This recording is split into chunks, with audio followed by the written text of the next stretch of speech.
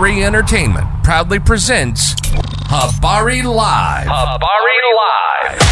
From Phoenix, Arizona. And you're listening to the Habari Live podcast, the show that brings you news, sports, and entertainment for people who love HabariEntertainment.com. Here are your hosts, Aisha, Jimmy, and Damon Dipleen Ellison. Let's get it going. We are all the way live.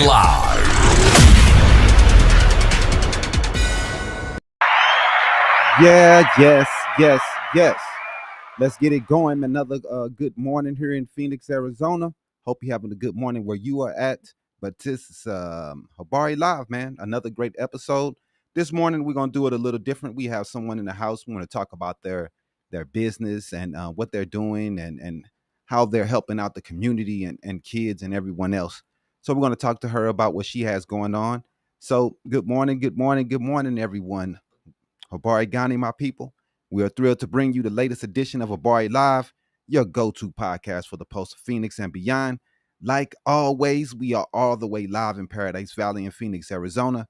I am Damon Ellison and my co-host, Aisha. We will be your guide through the exciting stories and everyday happenings in our vibrant community, your weekly dose of inspiration, innovation, and insightful conversations from the heart of our city. So let's get it going. Let's do it to it, man. Let's learn, let's teach, see what we can do today. We have a great person here today, and we're going to talk to her about a business, like I said. Habari Nation, today we're spotlighting someone who is truly shaping the future, one little learner at a time. Joining us in the studio is an aspiring young woman who has changing the game in early childhood education right here in Phoenix. She's the founder of KinderGap, a free faith-inspired early learning program designed to bridge the gap for children who miss the kindergarten cutoff with innovation, heart, and a whole lot of hustle. She's building a modern classroom experience for families who are being often overlooked. She's not just an educator, she's a visionary and an advocate and a proud Phoenix native, putting purpose into action. Please welcome Habari Live to the show, the incredible Trinity Charnay. How you doing? I'm well. We got a call and someone told us that we need to talk to you because you're doing big things and we want to learn more about it. So question number one for you. Tell us a little bit about KinderGap. What inspired you to launch it, and can you walk us through its mission and core objectives? I started KinderGap first as a mother Mm-hmm. because there's a lot of families every year their children get left behind or they have to miss another year of school before starting when a lot of the times they're ready. Mm-hmm. So we're just a completely free early learning program for parents. Wow. We offer extracurriculars that most parents don't get to give their children just because of today's economy. Mm-hmm. Like it's hard to have an extra bill to push your child forward and you're barely making it nowadays. Mm-hmm. Right. So we offer iPads to the children. Wow. And if you stay with KinderGap after so many months of commitment to your child's early education, we start helping with utility assistance and rental assistance. Wow. We've partnered with a local church in the community. They're some heavy hitters just with helping. United Nations. Wow. They've partnered with us. We actually have 3 locations. One off of 19th Avenue in Camelback with 3 classrooms there. We have a classroom off of Central and Southern, and we also have a classroom in Mesa that they've partnered with KinderGap to help with the hybrid program. Wow. Because we'll be online as well as in person with your children, giving these free enrichment clubs. Wow, man, that is amazing. And I mean, it's so tough in Arizona. I mean, having a kid ourselves, just to get some early education, to get a place that you can go that isn't costing an arm or leg. And I know it's tough for people who are lower income because I'm not rich and it's tough for me. So it's tough out here, and the laws that we have in place out here doesn't really make it easier for people who are not making a lot of money, man. Right. So you've mentioned that God gave you the inspiration for Kinder Gap. Can you share that moment of clarity for you and how it shaped your vision? Actually, I was having a conversation with Carolyn Laurie. She's a youth activist in the community. She's had Kids Place. Actually, I was a part of Kids Place when I was a child, Hmm. but she's had Kids Place for like 50 years. Okay. And I was actually having a conversation with her about how um, your legacy and how you should pass the torch beforehand. That's Yeah. kind of how what she was talking to me about, wanting to pass the torch before anything happens, just to Hmm. make sure the vision and the mission was continued to be carried out. Yeah. And also, I'm a mother, so I'm very prayerful. So when God is speaking to me, I'm listening in conversation with Miss Lori while also being a prayerful woman. I'm listening to these conversations I'm having, and God is just directing me. And before I knew it, Kinder Gap was a whole program put into place Phew. just by taking little steps, listening to the Yeah. directions and the unctions that God is giving. Yeah, man. That's, to me, it doesn't matter how you get it done, if long as you're working for the right things. Right. And your inspiration could be God, it could be your mother, yourself, but what you're doing is amazing. And I just love everything that you're trying to do, man. And I just would do anything I can to help you to make sure that you have a great future, because this the kids are what it's all about, man. Right. As the outreach and enrichment program director, what innovative or modern approaches are you implementing to ensure Kinder Gap stands out, from traditional pre-K offerings? Okay. So I believe that the world I was born into no longer exists. Hmm. So how can the educational system that was built before I existed still be something that's sustainable to create the next generation for the world Yeah. when the last world doesn't exist that I That's was true. born That's into? real. So how Hmm. can that system still stand? So the approach we're taking is completely modern. We don't plan to do anything traditionally like the regular schools. Like, we want to center our program around life skills. Hmm. The goal is to get you to test into first grade, of course, and to be meeting these standards. Right. But the approach is completely non-traditional, just making sure that most of the extracurricular activities are um, real life experiences that the Okay. children would need. Yeah. So that's how we're really standing out, because it's a life skills program that should allow your child to thrive in the world that's coming and also survive in the world that's here today. That's real. I like it.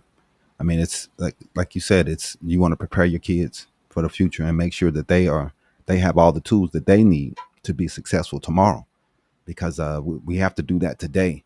And we don't have to have all these excuses and pointing and asking if we can do it ourselves. And Right. that's what it's all about, man. So Kinder Gap is tuition free. That's amazing.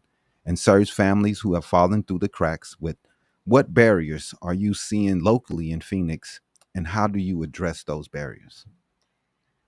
I'm so grateful to answer this question this way, because I have not experienced any barriers. I've had a couple things fall apart, and I've seen that it was just so that something else could fall together. Hmm. But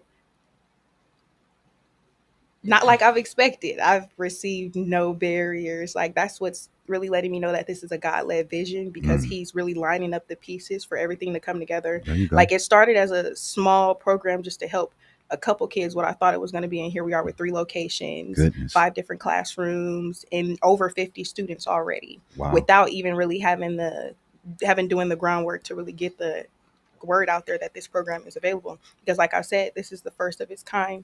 Nobody's out here um, really focusing on those families who Hmm. have to take that gap year. So I hope that one day we completely eliminate this gap year and Yeah. Kinder Gap becomes a new standard. That would be amazing. And I love the goals that you set for yourself, and how you hold yourself and you present what you're doing. Yes. That's going to be great for you in your future, because that's, you have to have that. You have to have that in your soul, that you love what you're doing, and you know that what you're doing is making a difference. Yeah, I believe everything should be purpose driven, Mm-hmm. and it should be very impactful. I'm more so worried about the impact it'll make, Yeah, especially for the next generation we're building tomorrow, today. that's real. I like it. So, what does success look like for your students and families? Any personal stories of transformation you like to share? Any personal stories that you think what the people would like to hear? Personal. So far we've taken a couple kids to like learn fishing and different stuff. Like you never get fishing in a Hmm. traditional school, Right. but like back in the day, that's how they were eating. So just life skills that's actually useful in life. Hmm. And success for our students looks like you missing out on kindergarten this year, but Hmm. you match the standard for the first graders, for those kindergartners who got the opportunity that you missed out on. So that's what success looks like for us. And hopefully, that once you see what we've provided for your child in the kindergarten year that they missed, Hmm. hopefully you decide to leave them with us for first grade and they stay with the private school, because we're partnering with United Nations to make kindergarten not only a enrichment program, Mm, but a private school that is amazing. just for those babies who would have fell between the cracks. Wow, that's amazing. Yeah, man, that's inspirational. So your Bridge the Gap benefit dinner doubled as a 25th birthday celebration for you. How important is community support and fundraising in building kindergarten? Um, the benefit dinner is going to be so important for everybody who supports the mission and the vision, just to be present. Um, that's going to make the world of the difference, because the support will go a long way. Hmm. Like it's going to be a formal plated dinner. Okay. Um, it's my birthday, but I I'd rather give the gift of education for my birthday. It is a Definitely. milestone Hmm. birthday, so hopefully I get everybody in the room on one accord because it's my birthday. Yeah, But to launch and set off this vision that should help hundreds of students every year. definitely. So I hope everybody gets in the room, RSVP. If you don't, still come out. There'll be food, there'll be fun, there's live entertainment, Okay. and there's going to be some impact moments. We have some community leaders and youth activists coming out. Okay. So this is an adult only event, Okay. but everybody come out. It's going to be a good time, and we're going to raise some awareness, because awareness is really all we need. That's real. And where was it? Will it be located? It's going to be located actually at one of the locations, so you'll be able to come through and see a kindergarten classroom, Hmm. um, on Central and Southern. The address is 5437 South Central Avenue, and it's going to be located at one of United Nations locations. Okay. Okay. So, a couple more questions for you. Early learning can be especially critical for Black and children. How does kindergarten incorporate cultural responses, practices, or address educational equity? So I'm looking to build a very diverse team, Hmm. and our program is the learning is going to be structured and tailored to each child. Okay. So because this is a smaller program and we're not a traditional public school where we have all these students that we have to worry about in different areas, in different places, different grades, kindergarten is one level, and it's strictly focused and tailored toward each student. So we will have a caseworker for each family, Okay. and that way we can communicate what's going to holistically work for the whole family, because we do want the families to be involved in the learning. So when we create these schedules for practices and games and learning with the private tutor, because Hmm. kindergarten is going to provide private tutors for the Okay. Wow. families. So these when we put all this into place, it should holistically come together. So that's why we're going to have um, the culture. We'll be culturally diverse. So we'll match your caseworker with you according to so, and then you'll be able to let us know what practices you want to incorporate and Okay. what's important to your family. Yeah, that's amazing. That is amazing, and it's a big deal. The kids' future, making sure that they're getting the right education. We know that education is the key to keeping kids out of trouble, to keeping Yes. them out of prison. So these things are important, man, and that's why it's so good what you're doing. And we love to support anything like this because it's just amazing. So, what personal challenges have you faced as a Black woman entrepreneur in the education space, and how have you persevered? Um, in today's society, people like to look at your resume Mm-hmm. and not your potential. Okay. So, like I said, this is the celebration of the benefit dinner is going to be duly supported as my birthday Okay. for me turning 25. So I'm super young. So that automatically makes people believe that I'm not credible because I'm young. Yeah. So I've had to have support backing me. So like I have a doctor um, that's supporting Kindergap, and he's Mm-hmm. going to be like a overseer for the program. So just needing other people to validate me in these spaces, Yeah. that's been my biggest challenge if as a young Black woman, because not only am I minority um, young Black woman, and I'm a woman, Mm-hmm. so it's just always those Always. challenges. But having the support and people standing behind me, it made everything come together, but that would have been a challenge. Yeah. Yeah. So you've built a great team.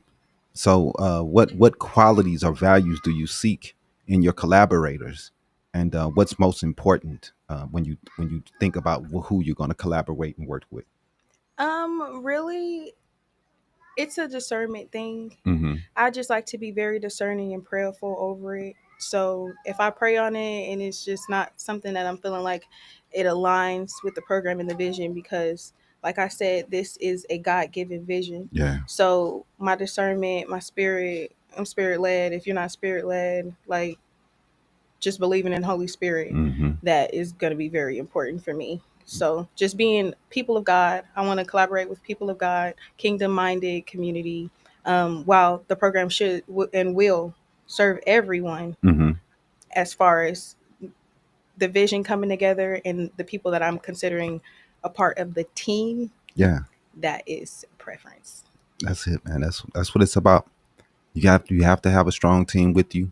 You have to have a strong outlook, a strong vision, and if you're able to get others to see that vision with you, and you can hit the path together to try to build something for tomorrow, that's always the best feeling ever in the world. Yeah, I truly believe that teamwork makes the dream That's work, real. and everybody has a part that they should play. I don't Hmm. want to play your part, and I don't want you to play mine. Yeah. So, And it's something that has to be spoken about. Everybody wants to be the boss, but you can't figure out, you can't be a good boss without being a good leader. I okay, mean, a good follower. yes, You can't lead unless you know how to follow. hmm, You can't tell others how to follow you if you've never followed someone else. right. You have to learn how to follow in someone else's footsteps, listen to someone else's dreams, and do what you have to do to make that dream come true. Then once you see, hey, I know the steps, I've learned how to follow what that needs to be done, then you can become the better leader yourself because of the things that you have followed, the people that you have followed and looked up to. And definitely if you had any people who were leading you that you felt as though were important to your life, and those are the people that advising you in the future, you have to have those type people. Servant leaders. Yeah. I believe in servant leadership, That's real. I mean, because it's so many people who think they can just come out the gate and be the boss. and the Bible says the greatest amongst us is the servant. That's real. The servant. You have to, and it's, I know people don't like to hear it. They think they want to be the man, but you have to be third, fourth, fifth on the totem pole before you can be number one. Right. And no one else is. We can't follow a person. No one respects the person who just gets to the top and they never had to go through the same steps that we had to go through. The journey makes it Definitely. respectable. We are technicians and we're techs, and you don't know how to be a tech yourself. Not many techs are going to be really respect that, because that's the way the game goes. But looking ahead, where do you envision Kindergap in the next 5 years? What's your plans for scaling? Any new program or partnerships in the future that you will be building towards? Actually, I can probably give you the plan for kindergarten for the next 10 years, but we're going That's to give dope. you the 5. I do plan to, like I said, have the private school program put together, but the next program that KinderGap is going to be a part of is we're really focusing on the gaps. Okay. So that's that gap of 17 to 21. I believe that is a very critical gap in one's life. Yes, definitely. So we'll be hopping all the way up there to help them next. KinderGap has also already it started as a 3 to 5 thing, but we are already gearing up for 2025 to have enrichment clubs and programs for kids all the way from 3 to 9. So we'll be able to offer free enrichment clubs for kids from 3 to 9, basketball, t-ball, dance, majorette, soccer. And we're also exploring a partnership with Swim Black. So if anybody knows any pool contacts that could potentially let us use their location, pay for their location, borrow their location, KinderGap would definitely love it. There you go. We can partner with Swim Black. I love it. I love it. I really appreciate you stopping by, Trinity. It was really insightful speaking to you about KinderGap and everything you have coming to the future. Is any people you want to shout out or anything else that you want us to know about, that let the people know about right now? No, I just really want to make sure you guys are present at the benefit dinner. I want to thank Charles McCray and United Nations for their partnership, Carolyn Laurie for just being a visionary as well, and Earl Alexander for all his help on the back end that we've been working and putting together. So there you go. I'm just grateful. Yeah, man. Earl, we definitely want to shout him out. He hit me up and asked to speak with you, and that's as soon as he explained what you were doing, it was no doubt. And we're always helping. We feel as though Rock, and Earl, and all of them, they helped us so much to get to where we're at. We're always do anything for them, anytime. So that's the way it's supposed to be. Yes, that's the way. Earl actually is on the board for the nonprofit. Oh, that's cool. He's really a part of it. Yes. That's dope, and that's what it's about. You know, we always, like I said, it's all about helping each other and doing what we can to make sure we can get the word out about whatever we're doing. It's about teamwork out here. Teamwork makes the dream work. That's real. So we appreciate you stopping by and talking to us. We'll get you some clips of the video and everything throughout the week, and we'll hit you up. We'll make sure to tag you. We're gonna take a quick break, and we'll be right back with some news, man. We can get into some politics. I know you guys are waiting. Let's go. Hey y'all, it's Mama Soul's Fish and Chicken, Habari Entertainment sponsor. Let's go get it.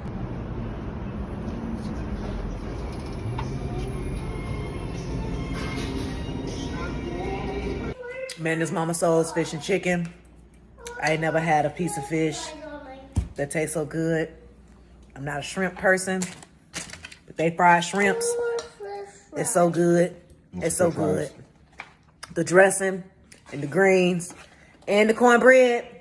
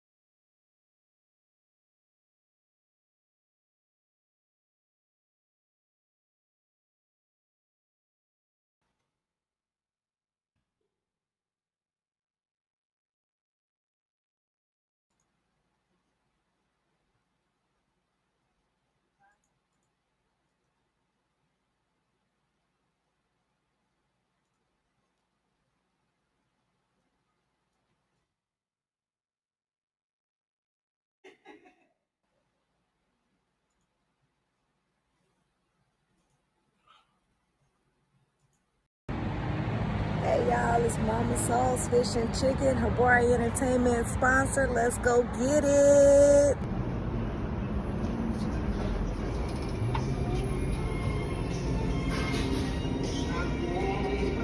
Man, this Mama Soul's Fish and Chicken. I ain't never had a piece of fish that tastes so good. I'm not a shrimp person, but they fried shrimps. It's so good. It's so good.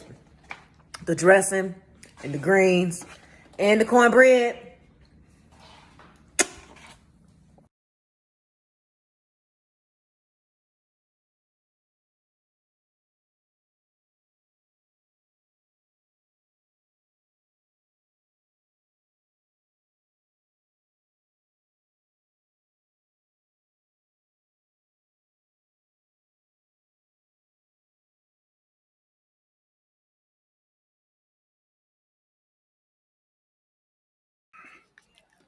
Yo, welcome back. Welcome back. Let's get to this Habari News Weekly. Go ahead and run it. And now, this week's Habari News Weekly with Damon Dipling Ellison. Sponsored by No one, but if you do want to become a sponsor, hit us up at info@habarientertainment.com, and we can create a special package just for you can get it out, the news out, and everything else. She said she wants some. You want some what? What do you want, Jay? I don't know what she's talking about. But anyway, appreciate everybody on TikTok, everybody on YouTube. If you're new, go ahead and hit that subscribe button. We, like always, we're talking about the news, politics, and everything else that's going on. This week, man, you already know the craziness that's going on. It's been a crazy, crazy week, man, but we're going to keep you updated like always. We got the Epstein files, pubic hair, power plays, and presidential panic. The Epstein files, the tyrant's toolbox, man. It's been a crazy week, man. So we're gonna go straight into it, man. Habari Nation, I'm Damon Ellison, like always. And today we're diving deep into the latest. What in the ever loving hell is happening? Installment of Trump and the Epstein files, the unsealed saga. It's been crazy, man. I mean, just to see Trump's reaction to the information that has came out so far. His reaction that he's so surprised after pushing and pushing for months and months and years about the Epstein files. He's surprised that his followers wants to see this information. You're the one that was pushing the conspiracy, bro. Your son was pushing it. Dan Bongino was pushing it. They all were pushing it. Pete Hegseth was pushing it. And now you're surprised that they want this information? Like, it's ridiculous, man. It's pretty sad. It's pretty sad. And then what did he say? He said, forget his followers. I don't even want you anymore. I don't want you to follow me. If you caught up in this Epstein shit, we don't want you as a follower, is what he said. And he know his people, they love a good conspiracy, especially one that they think is going to be filled with the Democrats. And they can stick it to the Democrats. They love that. But this one is all you. And what the Wall Street Journal has just released this week, we see a lot of people upset. We see Trump upset. He's ready to sue. The president is ready to sue someone. And you know what? It's Rupert Murdoch. It's Fox. That's who puts the information out. So they're tearing each other apart. I mean, we could just sit back and watch and beat each other apart. As the podcasters, Fox News doesn't know what to do. But Rupert Murdoch still put this information out, and Trump says he's going to sue him. So we're going to talk about this prosecutor getting asking the prosecutor of the Epstein case from New York. Yeah. I know. Give me just a second. Hold on.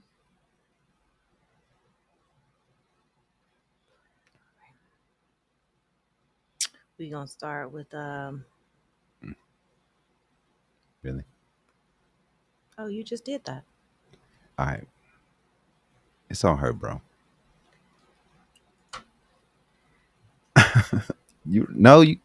Yeah. All right, so let's start with the bombshell. Assistant U.S. Attorney Maureen Comey. Yes, she is the daughter of former FBI Director James Comey, for those of you that do not know. She was forced out of the Southern District of New York. Yeah, and she didn't leave quietly. In her farewell email, she said, and this is a real quote, "Fear is the tool of a tyrant." And definitely Trump is a fucking tyrant. We all know that. Which sounds less like an exit memo and more like a deleted line from The Handmaid's Tale. It's crazy, man. I mean, or the start of a civil war. I mean, it seems like that's what they're doing, man. They're just tearing each other apart, man. Trump's going heads up versus base. Now, Trump is doing a lot of damage control by calling the Epstein files a hoax, telling his supporters to, quote, go follow someone else if you're into that crap. you know they into it. But didn't we just say something about this last week when we had someone in the comment section was saying that the Democrats should have released it or used it against Trump in the election? And I remember we were telling them that if the Democrats had used it, Trump would have called it a hoax, said it was fake news, and that the Democrats just made it up. Yeah, you already know that's what they would have did. So that's, I mean, and a week later, it seems like that's literally the playbook he's going with. Well, I mean, he does that for everything. Yeah, Jay, we are having a good morning. Thank you for asking. We appreciate you. It's cool. We loving it so far. Nothing but rainbows and sunshine. Anyway, so on you. I mean, the same man who used to love dropping Epstein didn't kill himself. The memes at Mar-a-Lago fundraisers is now screaming, it's fake news. Go away. Like your uncle deleting Facebook during Lent. Hey, man. It's like watching a cult leader lose the loyalty of his Kool-Aid mixer. You know, the Kool-Aid, they all done drank the Kool-Aid, and it's just sad, man, to see them turn each other apart. I mean, it's not sad. It's pretty funny. Right. So let's get into this letter, this pubic hair letter. He made his name. He signed his name in pubic hairs, Donald. So I mean, it's crazy, man. And then Wall Street Journal dropped the weirdest grenade of the week, a 2003 Epstein birthday book, complete with a bizarre letter allegedly from Trump, signed in pubic hair. Yep. Pubic hair. Was it his? Yeah, man. He signed Donald in pubic hair. Was the pubic hair his? No, it was a drawing. What are you talking about? It was a drawing. He drew anyway. So his name shaped into pubes of a drawing of a woman and the boobs. He drew out the boobs. He drew out the woman. He drew this. He said he doesn't like the doodle, but we all know that isn't true. We can watch him doodle every day. We've seen a lot of his doodles, but also it was deliberate. It's like someone fed an AI a MAGA rally and a Sharpie and said draw erotica. But hey man, look. But Trump says it's fake news, which, to be fair, is anyone that would say if their name was scribbled in crotch curls. Right. I mean, it wasn't me. It wasn't me. That would be the theme song playing. It wasn't me. It wasn't me. And we already know it was you. And that was your homie. Y'all was good friends. Y'all yelled and screamed. Y'all wanted the Epstein files. Y'all wanted to know who was on there. And it's your good buddy Trump. Good old Donald. He's the dude that's on the, he's on there. He's on the flight logs. I mean, this is what we know for sure. These are facts. He can try his best to try to kick it to the corner and hope somebody forgets, but this is what's going on. Right. And so now he's suing Rupert Murdoch and the Wall Street Journal for $10 billion. He's already sued CBS. CBS is bent to the knee and fired Colbert and said his show will not be renewed for next year. Stephen Colbert is gone, and we saw the right celebrate. They loved it. They loved it to see this man's show. Anybody that talks against the right, they need to be fired. But anybody who talks against the left, that's fine. And they're calling the left dumb and stupid, and they're against America. But Stephen Colbert is pretty lighthearted. Right. And we can't have that. Get him fired. Saw a dude on Fox News celebrating. It's also something someone would say if it wasn't them. Right, exactly. Keep looking. Exactly what somebody would say. So, I mean, whatever, man. If it wasn't them, right, whatever. He did it. We know he did it. The left is dumb and stupid. I'm trying to learn 40 chess that say Trump is playing what do you call the move when a bishop provides a bunch of underage pawns for the king to jump and make the whole damn board disappear. Right? Exactly. So man, oh man, $10 billion he's being sued for now over nipple doodles and public font calligraphy. It's man, this is crazy, man. The art of the groin is what the dude was drawing. So we will see, man. So what exactly is at stake right now? I mean, this isn't just tabloid madness, y'all. Mhm. There's real danger here, and prosecutors are being pushed out. Grand jury evidence is being politicized, and Trump is playing puppet master while pretending that he's just an innocent meme victim. And let's not forget Epstein had over 1,000 victims, man. And somehow still no client list. Meanwhile, the DOJ, like, oops, we found 1,200 pages of sealed material we didn't mean to suppress for 5 years. So we this information should be coming out, man. But it seems to me that the right are playing games. We know that they blocked it from any information coming out. Mm-hmm. They voted and blocked it. The people who have been leading you on for years, telling you they're going to release this information, blocked it. Yep. And you know this came down from Trump. He told them to do it. They only do what he tells them to. So, I mean, it's only common sense that Trump is leading this. Mm-hmm. You're right. And the whole thing stinks worse than the Mar-a-Lago hot tub after karaoke You know night. that stinks. That's got to be funky. Right. So let's just go ahead and give you a rapid timeline. On July 17th, Maureen Comey was forced out and warned the DOJ about fear as a weapon. Mm-hmm. On the same day, the Wall Street Journal published the pubic hair Trump letter on Epstein's 50th birthday book. Trump sued Murdoch and the Wall Street Journal for $10 billion over defamation. And then Trump publicly denounced supporters who pushed to have the Epstein files released. And the DOJ confirmed that there were sealed files existed, that these files do exist, but there's still no client list. So what are we supposed to believe here, man? That Trump was friends with Epstein, wrote erotic birthday fan mail, told his base to forget it ever happened, then sued the press for showing it. Right.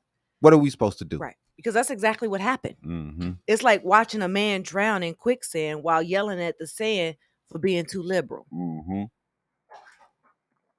That's the typical Republican playbook. Right. And the scary part is that this isn't even the finale. It's just mid-season twist. This is the best of beginning, man. Just like she said, fear is the tool of tyrants. And right now, intimidation, secrecy, and billion-dollar lawsuits are being used to erase accountability. You're right. But we're not afraid to say it. The public deserves to know the truth, and the victims deserve justice. And democracy dies behind sealed files? I mean, that's the way it's going. I mean, Maxwell is locked up. Dude killed himself. But we as the public, we feel as though there is more information that should be released on this that we should know. Right. Just like Jay said, they should have been released those files. Yep. There's some stuff on there. We all know it, and we feel as though it's information and somebody is being protected. We don't give a. I don't care if they leaning left, right, if they're the independent party. I don't care what they are. This information should come out, and the fact that they are protecting it and trying their best to do everything they can for it doesn't come out makes them look even more shady. Right. You know, the Republicans were all up in arms about this because they knew that Bill Clinton was going to be on. I don't care if Bill Clinton on there, whatever. Release it. Dude ain't been in the damn White House for 40 years. Right. 30 years, 40, whatever it is. So I really don't care, man. So, we're going to keep up on the Epstein. We'll still be talking about it throughout the show, but we're not going to give up on this. We're going to keep talking about it, just like everybody else is out here making sure that it doesn't stop just because Trump says so. We're going to keep talking about it, man. It don't stop with just because Trump is some type bully trying to push everyone. What do he say here? Green Canada with green Gordon. I always thought Trump's signature was kind of artsy and girly. Now I see the forest through the trees. It looks like pretty girly porn. Wow. Right.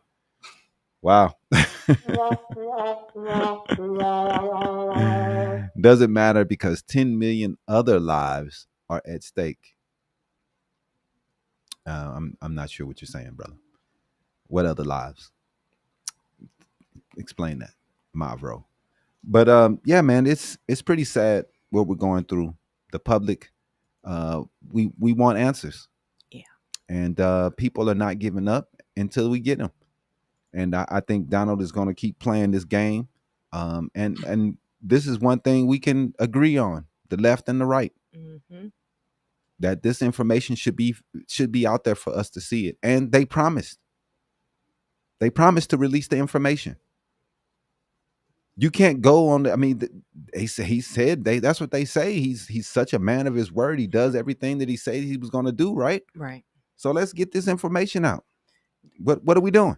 It's one of the first things he was running on was he was wanting to release the files. Man, that's what He's he been calling for the files to be released for I don't know how long. Now you just go Trump chicken out always again, right? And say, "Nah, I don't want them to. I don't want them released." Always chicken out. He doesn't do anything he says he's going to do at all because he's a fraud, and that's what frauds do. And they should, like you said, man, like Jay said, they should have been released. This information should have been out there. Period. The Democrats had 4 years to. Oh God, you know,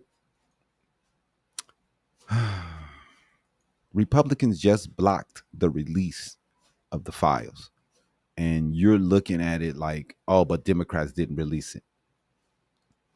This was done under Trump. This was Trump's DOJ that started the investigations. Exactly. He died under Trump, and Trump was in office when he died. He was in office. So why are we focused on what Biden did do? Who didn't really? It wasn't something that he was focused on.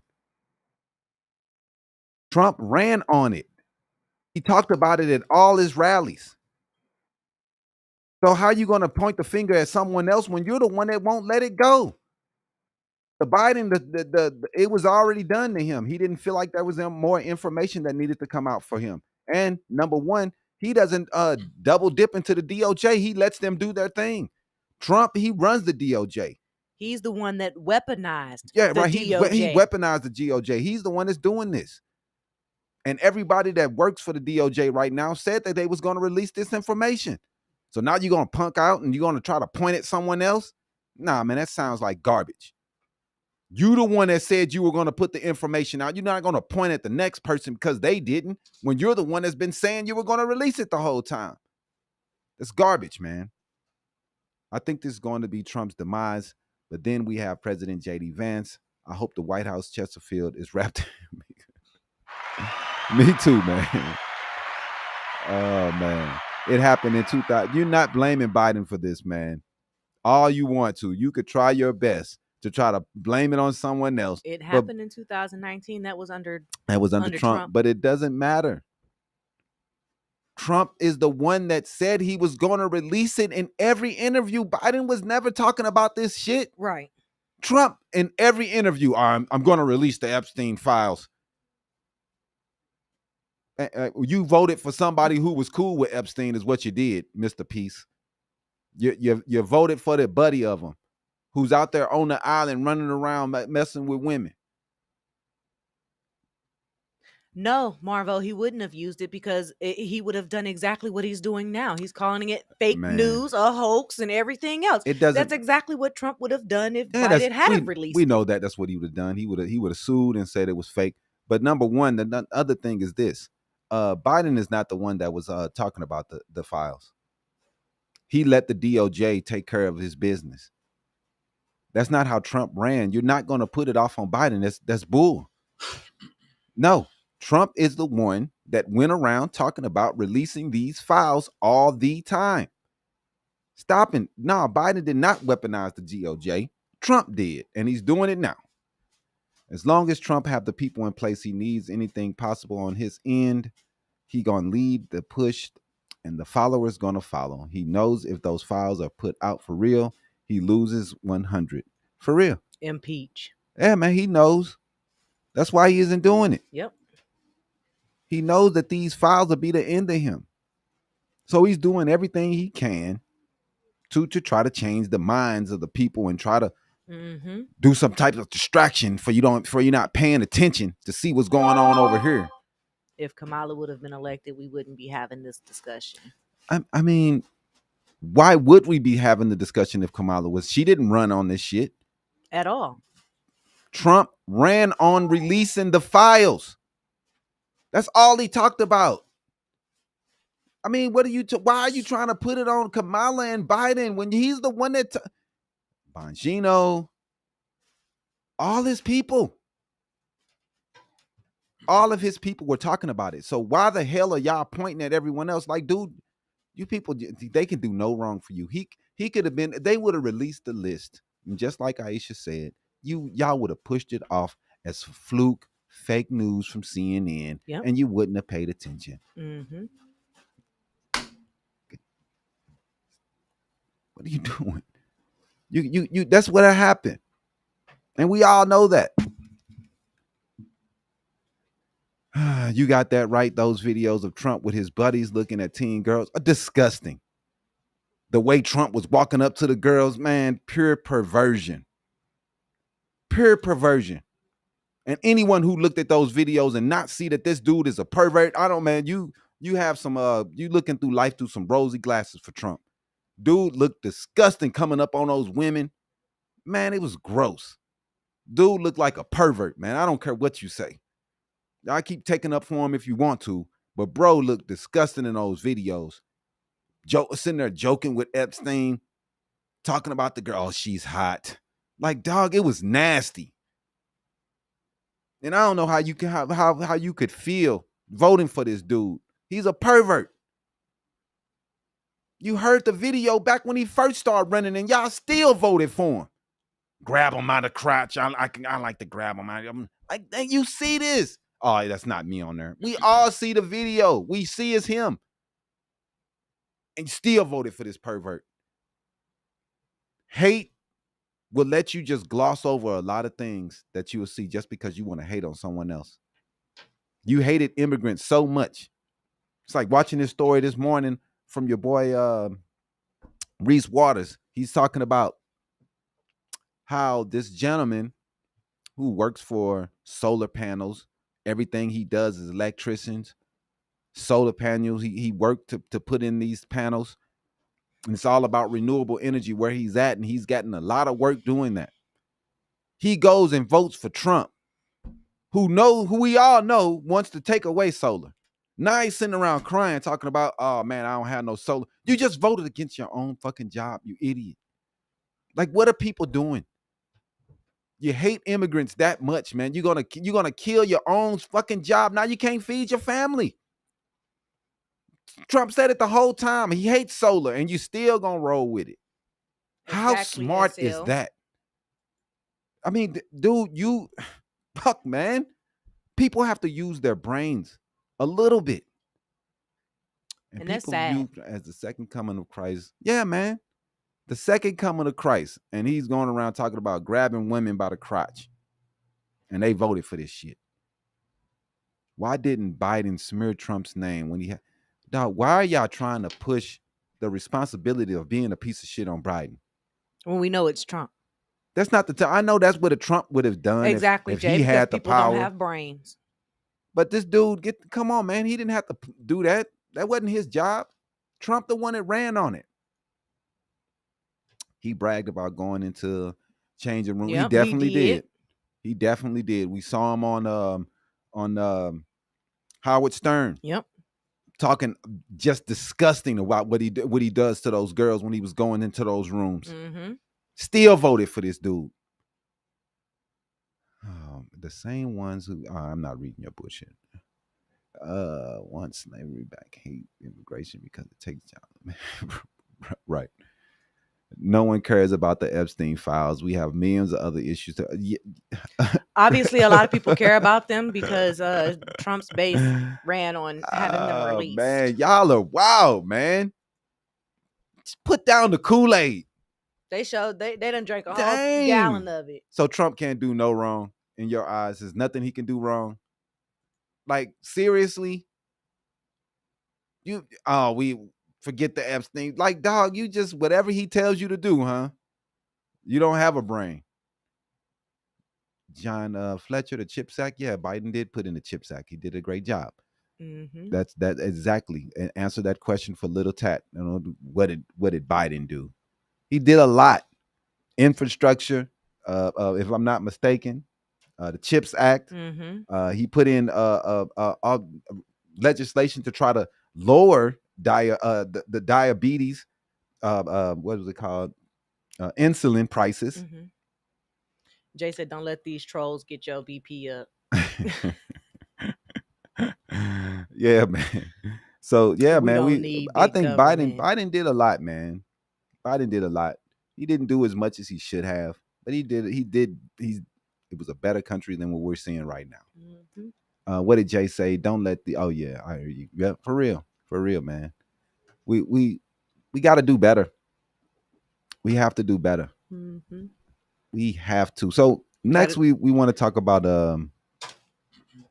We had a lot of. We had Jasmine Crockett talking about this because Texas is a big cheater when it comes to elections.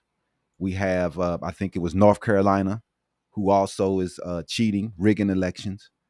We have a lot of states that even Texas, which is a majority minority state, somehow a majority minority state has no black representatives. They have no areas that are predominantly black. I think it's 4 areas in a state that is 4 districts. 4 districts. 4 districts. In a state that is predominantly minority. Right. How are all the districts made and created to be Republican majority? Right. How is this happening? State after state over across the South. I can tell you exactly how it's happening. Oh, goodness. It's gerrymandering. It's cheating. With intentional racism. Mm-hmm. Exactly what it is. Exactly what it is.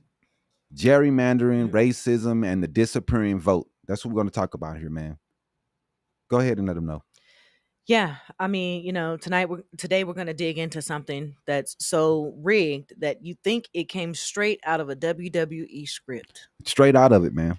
Except the outcome affects your actual democracy. And we're going to be talking about gerrymandering for those of you that haven't picked up on that already. Not the not so subtle art of election cheating. I mean, that's what they're doing. The Southern edition. They are cheating. The politics are getting gritty down there, man. And then we've seen videos of them openly talking about cheating and gerrymandering and rigging elections. Trump openly, yeah, we need to get more districts down there. Like, they openly just talking about taking away people rights to be able to have people that represent them by drawing these crazy ass district maps. Yep. Like, they squiggly lines that take out neighborhoods and take out certain blocks, take out a couple people here. Oh, what color are they? They black. Take them out. Oh, they're Mexican. Take them out. We'll put them in. Like, this is fucking cheating. And they take the shit to the Supreme Court, and the Supreme Court says, fuck it. Fuck them. Yep. They don't need any representation. Every time. It's super fucking garbage. But this is what we get for not fucking voting, because we knew the first time when Trump got in there how important it was, because they were going to be able to pack the Supreme Court with fucking Republican types who are going to bend the knee. And they did it. And this is why we're looking stupid, because we let these motherfuckers get in there. Yep. So man, dude, we have to do something about this, and it doesn't look like we're going to be able to stop it with the Supreme Court. They're just going to keep cheating. 40 million black people. You should be worried about your race to dwindling in numbers in this country. My brother, You must have not been reading. This country is headed to a majority minority country. You know who aren't having kids, my brother?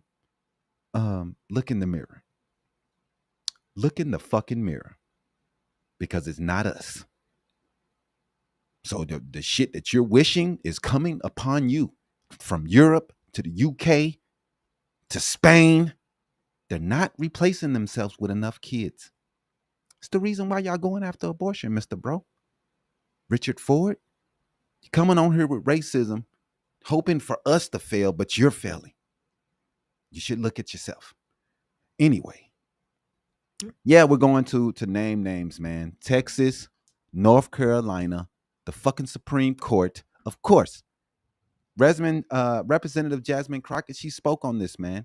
She's done with the gaslighting and bullshit. Yep. Let's go ahead and run that clip, man. I know we could probably gonna run it now, but let's go ahead and run the clip of her discussing this and putting these people on blast who are pieces of shit.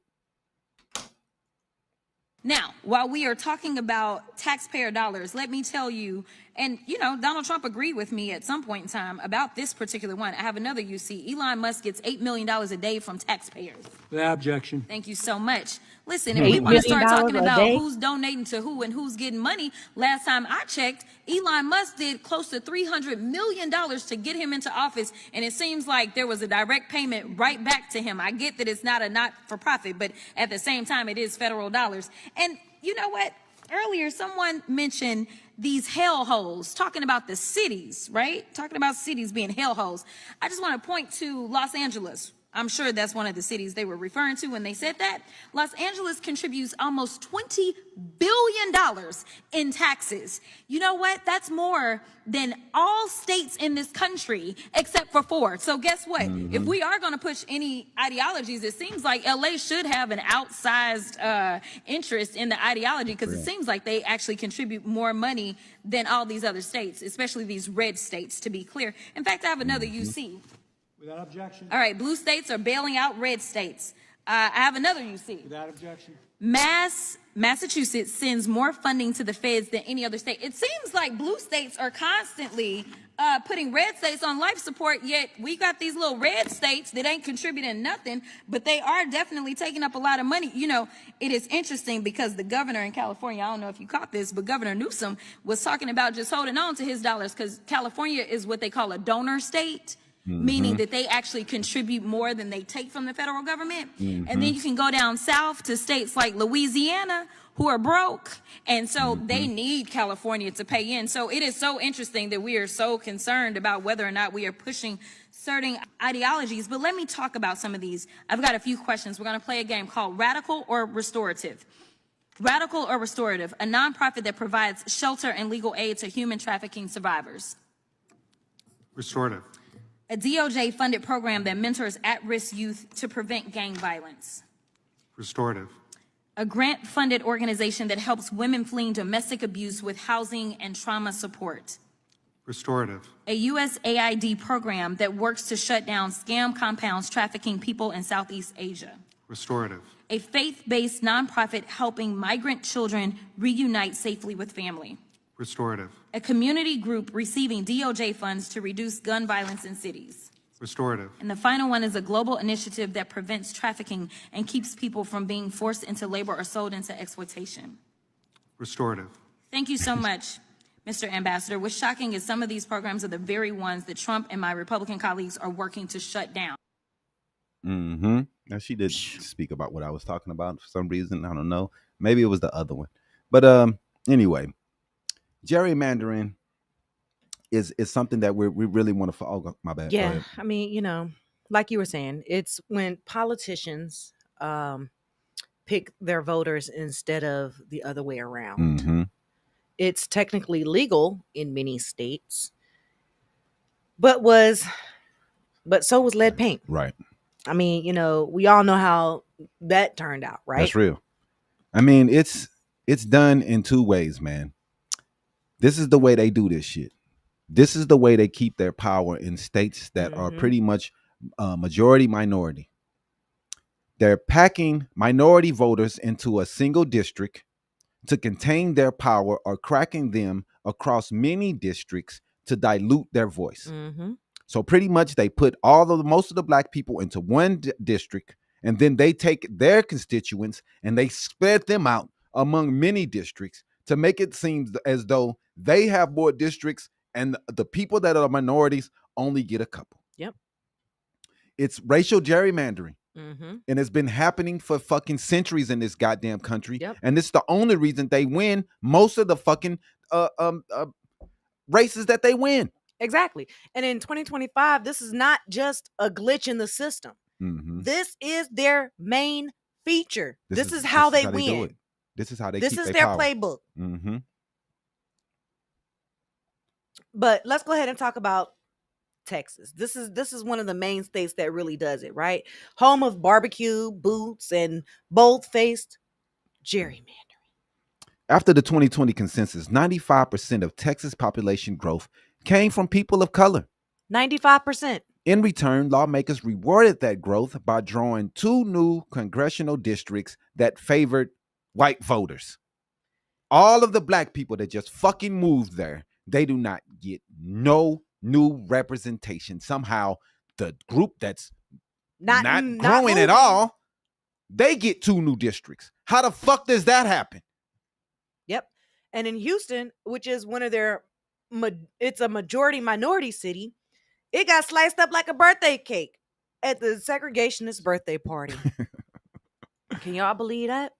Whole neighborhoods that share schools, churches, and grocery stores were chopped up and scattered across districts like political Jenga, but with racism. And here's the fucking kicker, man. The courts haven't stopped it. They don't care. They're not doing anything. Exactly. Because the Supreme Court, they know they can't win if they don't do this shit, they can't fucking win. Supreme Court hasn't done shit. And what they're calling the Super Court of Electoral Shenanigans is pretty much what they are. Mm-hmm. Yeah, that's unfair, but is it legal? Man, they don't care. They don't. They don't give a fuck. And, you know, another state that's famous for this is North Carolina. They are a repeat offender. And now, in 2016, the federal court struck down their map for targeting black voters with what they called surgical precision. And yet, they tried again. This time under the banner of partisan gerrymandering, which is like saying I'm not being racist. I just accidentally only target black Democrats. And by 2023, the maps were redrawn again, favoring Republicans in a 50-50 state. That's not a coincidence. It's their policy. They purposefully did that shit. Yeah, man. The trick has been in for years. Yep. They've been doing this, and it's ridiculous. It's ridiculous, man. And we're gonna keep on letting these fuckers do this. And we know this is the only reason they're keeping their power. Let's see what Green Canada says. It's democracy in my mind. No one really has a choice in which party. The people vote Democrat, wealthy vote GOP. GOP uses hate and fear to get the mandate to feed their greed. That's real. That's real, man. It's ridiculous what we're seeing. It's supposed to be a country that we're supposed to be a democracy. I mean, I don't understand what we're doing. We're taking away they want a king. Mm-hmm. They're taking away our ability to get representation in our own fucking districts. Right. I mean, dog, it's blatant cheating, blatant racism. Oh, what are these people? What are they? They're in this house or they're black. Oh, take them out. I mean, we got people that live across the street from each other that are in districts. Oh, my neighbor is in a different district than my neighbor over here. What the fuck is going on? They're taking people out of districts just because they're a different race. This is ridiculous and it's fucking cheating. I'm sick of it. We wonder why there's no black representation across the whole fucking South. Why there's never a black governor. Why there's never any black people that's in the Senate in the fucking states across the South. They're cheating. They're fucking cheating. Yep. Now here's the sharp version of this fucking madness. Gerrymandering in the South has been used to neuter black and brown political power since Reconstruction. Mm-hmm. Since slavery ended, this is the way. We had a couple years where some black people did have power, They made it into the fucking Senate, and the KKK decided to kill all that and destroy it all. Yep. And ever since then, it's been the same bullshit. Texas and North Carolina have turned it into a generational art form of racism and bullshit. The Supreme Court has been complicit, especially in Abbott versus Perez, where they said racial intent is fine as long as you pretend it's not. This is what they're doing. Yep. Representative Jasmine Crockett, she has had enough, man.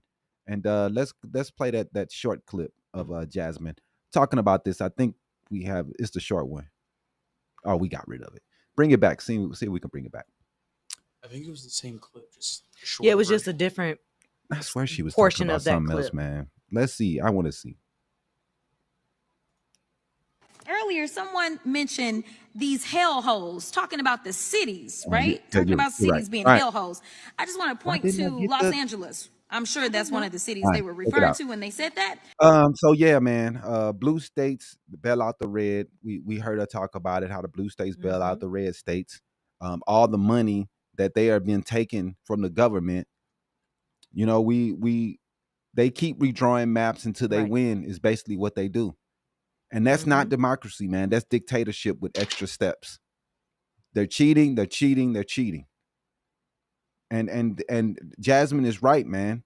Today, Texas is trying to redraw 5 more districts to give Republicans an edge. Jasmine Crockett is not having it. Yep. Because clearly voters weren't giving them enough of one. Yep. The Right. voters, they just want to cheat, man. I love Big Women said it's the same reason why black people face all white juries in places that have a 90% black vote. Exactly. Some reason we can't get in anything.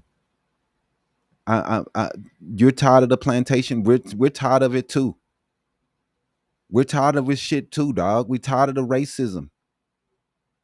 We're sick of them cheating to win elections. They've been doing it for over 100 years. You get mad because we want to call it out as they cheat and take out people just because of the color of their skin. It's not right, man. Go ahead. You're right. So why does this matter? This isn't just about the maps. It's about money, power, and justice. If you can control the map, you control the legislature. That's their playbook. That's what they're doing. And if you can control the legislature, you can control the budget, education, policing, everything. You can control everything. And these are the same states that love to talk about all the Democrat-led cities. The Democrat-led cities. Oh, what the Democrats aren't doing. But you are in control of the state. So you make the policies on policing and education. The education is bad in a Republican state, but a Democrat city, they have no power. The people that have the power are the people that's sitting in the Senate making all the fucking decisions. Right. And then you want to blame the blue fucking cities, and they have no power to do shit. No power to set the budget. No power to put in education or policing or change anything. Then they sit around pointing at the blue cities when they don't get no money, no nothing. Nothing. They sitting around, oh, look at the blue cities. Look at them. Y'all, the states are running these cities. How do you run the fucking city? You're the leader of the state, and one of your cities is not doing well, and you can just look and blame the fucking other side when this is your fucking state. Infinite X, the Democrats are the party of the KKK. Oh, my Here God. we go with this bullshit again. Oh, man. Y'all need to read and do something different, man. It's getting old. I'm sick of y'all saying that shit. It's dumb. Y'all know the party switched, right? Man, they know that shit. I'm not even going to explain it to them no more. I'm so sick of explaining that shit to these people, dude. It's dumb. Go read a book, man. So when you erase communities from political power, you're not just silencing them. You're starving them out of the political process. This isn't just some arcane political theory. This is a real world fucking harm. Yep. You always talk about why don't they take over their own? We can't fucking represent our own neighborhoods because you fucking gerrymandered and cheating every goddamn where. We can't have the power if you're fucking taking it from us. And these are where the predominantly black people are staying. Yep. This is where they live. And y'all put them making it Republic district. Fucking gerrymandering. Can't even fucking run our own districts. Man, dude, y'all need to for real stop watching just bullshit Fox all the time, because it's really getting trash. This is happening. It's been happening forever. How do you have a state that's almost predominantly black, but no black people are in charge or run anything or have any control? Right. How do you think in your mind that is happening? Do you just think, oh, black people aren't voting? No. It's because you're taking away their fucking power with gerrymandering. And then you cheat, and then you look at the other people and say, oh, look at poor them, they're crying. After you done fucking cheated. Dog, you have to be the worst person in the world to have the mind state that you guys have. It's really ridiculous. I feel sorry really for y'all, man. I feel sorry but for you know, for real. The people are fighting back. They're sick of it. Nobody wants to be around all this gerrymandering, racist bullshit no more. Nobody want to hear it, man. Nobody. Groups like the NAACP and the Mexican American Legal Defense Fund are in the courts. Grassroots organizations are mobilizing voters, and some states like Michigan have passed independent redistricting commissions to take power out of politicians' hands. Mm-hmm. And this should happen in every fucking state. Yep. How the fuck are you going to put the politicians who has greed and their own fucking ass on the line to fucking draw the damn lines? How the fuck, dude? That sounds crazy to me. Habari Live, you're on. It definitely sounds crazy. How y'all doing today? You're doing great, man. How you doing? Man, this is my boy. This is boy SL. I'm calling from Jacksonville. Jacksonville in the house. What's up with it, bro? Florida. Yeah, man, I'm just looking at the whole fact that, like I was just saying, like, consciousness is everything, here, bro. Mm-hmm. You feel me? Consciousness is everything. So it's crazy how you can see how unconscious the world is today. When everything that's going on is being done in their face, and people still refuse to like ignore it. Yep. Especially when it comes to the president, especially when it comes to what we're talking about right now, the segregation that's been started again. That's real. Like he's trying to bring Jim Crow era all the way back. You know what I'm saying? And take control. What you're saying, bro? Yeah, and I said in Jacksonville in Florida is like the stomping grounds for this stuff. This is where they're growing all the hate and craziness in Florida. Mm-hmm. Oh, it's definitely crazy down here, you know. But in Jacksonville, it's really just the problem in Jacksonville is the fact that the people don't pay attention, especially in my neighborhoods, and in the trenches, and like in the mid suburb areas. Like they really don't pay attention. They don't really know what's going on. And I be telling a lot of my people, like, it's crazy because, like, man, it's so much going on, and the effect it's having on us, like, with the big ugly bill this man just passed. Right. Mm-hmm. I call it the big beautiful bill, but I call it the big ugly bill. Mm-hmm. Look at what he's doing to our people. Look at what he's doing to the people, period. Yeah. That's real, man. And it's crazy how that you can have people who's in Congress, people who sitting in this chair, knowing what's going on, like they ignore their whole oath. Yeah. You feel me? To protect the people, the world. See what I'm saying? So it just be crazy. So, you know. But I salute Jasmine Crockett and all the others who like fighting for our rights. You guys continue to put that message out there. And I appreciate the time. Thank you. We appreciate you, brother, man. Call us back anytime. You have a good rest of your day. You too. Yeah, man. I agree with what my brother was saying. And I appreciate brothers like him that are out here listening and paying attention for what's going on, looking and seeing what bills are passed. We have too many people who are not paying attention. Mm-hmm. And I want to give an applause to that brother because he's taking his time to learn about what's going on, learning about how this bill is going to hurt people in poor communities, how people are not going to have a Medicaid. They're not going to have social safety nets from SNAP. Everybody doesn't have it all good. Some people struggle. Yep. We all have been in situations where it's not going the way we want it to. And we can't look to our government. We can't look to our state to help us when we're down and out. They're going to kick you. This is not the country that we want. Now, I don't think anybody wants that. Yep. Everybody wants to be cared for when things aren't going well for them. Mm-hmm. That's the America we all want to live in. I appreciate Right. bro for calling up. What you got? I mean, you're right. And for people that are watching from the crack district in Alabama to the packed one in Florida, Mm-hmm. you can also help fight back. You can vote, donate, organize. Those are your options. Those are your alternatives. That's how you can advocate for yourself, for those in your community. That's real. But So, don't just let them erase your voice. Don't let them do it. It's a lot of people who say things like, "Oh, your vote don't count. Your vote don't matter." Definitely counts. Your vote counts, man. But what they're doing is taking away the power of our votes by taking us and not putting us in the districts that we don't want to be in. Mm-hmm. We are actually in. So this country loves segregation. It's many states like Minnesota and Wisconsin are most segregated states in this country. Across the north, the south too, very segregated areas. But for some reason, you won't give us the power to put our own representation in the areas that you segregated us to. Like, what kind of crap is that? You're going to sit here and say you can't live in these areas. You're going to live in these areas, but we can't even control the representation and the power of the districts that we're in. You're going to draw the map so we don't have any power in this fucking place. In the districts y'all put us in. That is crazy. Gerrymandering isn't just pencil lines on a map. It's systemic racism with a ruler. And it's not just undemocratic. It's anti-democracy. Mm-hmm. And the move, the more that we normalize this, the more we, the people, are going to lose. We will lose.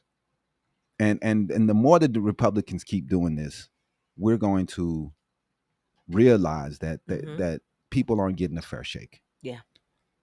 They're not getting a fair shake, man. And when people are not getting a fair shake, how can you say that it's fair? Right. How can you say we're having fair and balanced elections and we're not even being able to represent our cities? I mean, come on, man. You have to be able to represent your area, your block, your neighborhood.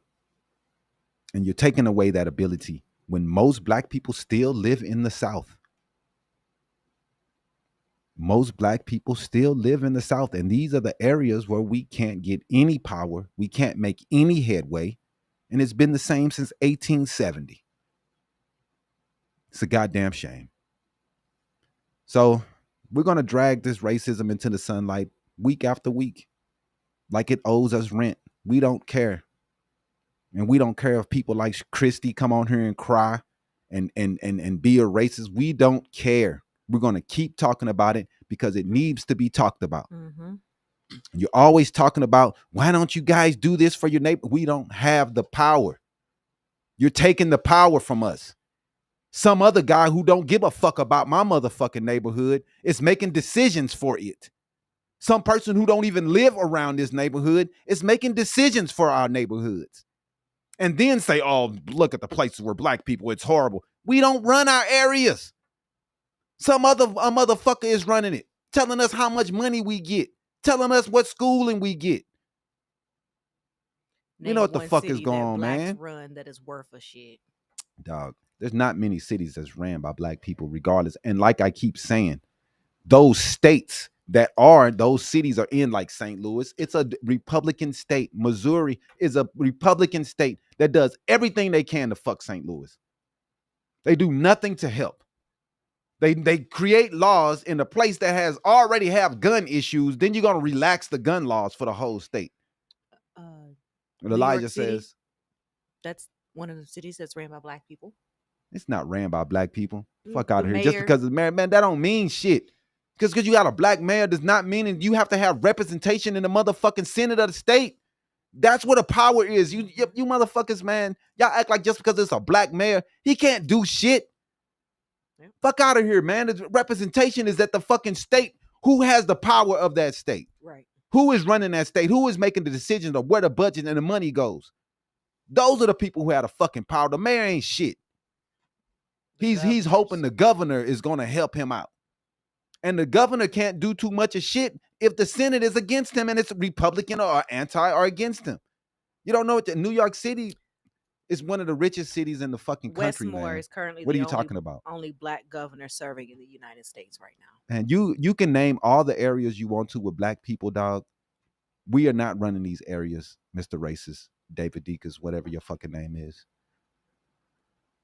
So let's go into some videos, man, from this week, some stuff that's been going on this week. Did you want to do your rundown? Yeah, we can do that. All right, just go ahead and do the rundown real fast of the stuff that's been going on this week. I mean, there's been a lot going on. Yeah. This week, the Trump's administration pulled a $4 billion grant from California for their high-speed light rail. This dude does not believe in the future, man. Yeah, even though the federal government canceled the $4 billion in grants that were meant for California's long-stalled high-speed rail project, investigators have found that the state failed to meet deadlines and did not have the ability to complete its early operating segment by 2033. Governor Newsom said, you know what? You're going to keep pulling funding from us? Take this next lawsuit, because they sued him for pulling that funding. Trump's administration has been sued. Damn. Because it's retaliatory politics at this point. That's all this man. is. You can't just keep putting funding just because it's a city that didn't vote for your bitch ass. Right. And that's what not right, man. You can't do that. Yep. ICE also this week was granted access to Medicaid data of 79 million Americans. If you are on Medicaid, ICE has your information, which is a major HIPAA violation. The new policy will allow the U.S. Immigration and Customs Enforcement to access Medicaid enrollment data in an effort to identify undocumented immigrants. And privacy advocates are raising alarms over the potential misuse of personal health information. Your personal health information, your name, phone number, address, social security number. ICE has that information now. If you are an American citizen, ICE now has your information, which is opening doors for ICE to be able to surveil. They're just basically putting surveillance on Americans. Right. Under the guise of public assistance. That's what they're doing. That's crazy. And they're saying, it's legal for us to do this. We're granting them the access so they can find the undocumented immigrants. But you're giving them access to 79 million Americans' personal data. They don't care, man. As long as they're kicking out the people that they hate, and the people that's taking their strawberry picking and blueberry picking jobs that these MAGA people should be filling soon, because they did take their jobs. Right. So hopefully they can get out there and start picking the strawberries and getting those oranges off those trees soon. People like Christy can get out there and go. There's a lot of MAGA people in my comment section right now that can go pick some strawberries and some fruits. Get on out there. Get your butt on out there. Exactly. You ain't got nothing else to do but to sit in the comment section and cry. So please go work. Fill those jobs of those illegals that you hate so much. Uber signed a robo-taxi deal with Lucid this week. And they also plan to invest $300 million to the electric vehicle maker as part of a new 6-year deal to develop and deploy robo-taxis. The partnership signals Uber's latest move towards driverless ride sharing. Now Uber is saying, okay, we keep having these incidences with our drivers and misconduct, so we're just going to get rid of the drivers. Let's roll out some robo-taxis. Oh, that's crazy, man. So do you think that robo-taxis are going to revolutionize commuting for everyone? Or are they going to put more drivers out of work? Well, it's going to do both. Just like we saw taxis go away really fast when Uber came around, taxis were gone instantly, man. I haven't seen a taxi in about 5-6 years. So once these Ubers, the robot Ubers, we already saw what's the name of the Waymos? Yep. They're already driving around the city. We see those every day. I see driverless Waymos every single day. It's normal now. I don't even it's not even a trip anymore. That no one's in there driving. You know, Right. it's just normal. So the Uber is going to be the next one, and a lot of people who are driving, they're going to be out of jobs, man. And a lot of people were taking these Uber jobs for second jobs to be able to fulfill some things that they're having Right. problems with and paying bills. So Exactly. it's gonna be tough, man. But And you know, I'm just happy that Uber decided that they were going to go with an alternative instead of going with Elon Musk and his Teslas. they're And going with their they own went thing. with Lucid. Yeah. I've been seeing a lot of their electric vehicles lately, and their vehicles, honestly, they have better style than Tesla has with their vehicles. Yeah. So, well, let's see. I like it. We'll see. Let's answer this question for Elijah real quick. Yes, they can get access to Medicaid, but they have to have. There's you got to only get a social security number. There's specific things that they have to do.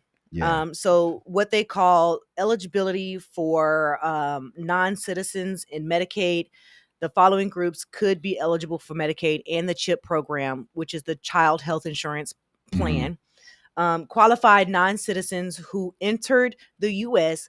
prior to August of 1996. Qualified immigrants who reached the end of their 5-year waiting period for their legal permanent residency status or their green cards. Qualified immigrants exempt from the 5-year waiting period include refugees, asylees, Cuban Haitian entrants, and trafficking victims and veteran families. Yeah. Although no federal funding to cover undocumented immigrants except for payment for limited emergency services. Yeah, so emergency services, we can't leave people with their head blown off and just do nothing. They would ride their emergency into the emergency rooms. You have to treat the people. I know you piece of shit MAGA people would just love if they just kick them out and don't serve any, watch them just bleed out on the sidewalk. Right. But that's not the way it's going to happen. You go to the emergency room, you're going to fucking get help. Right.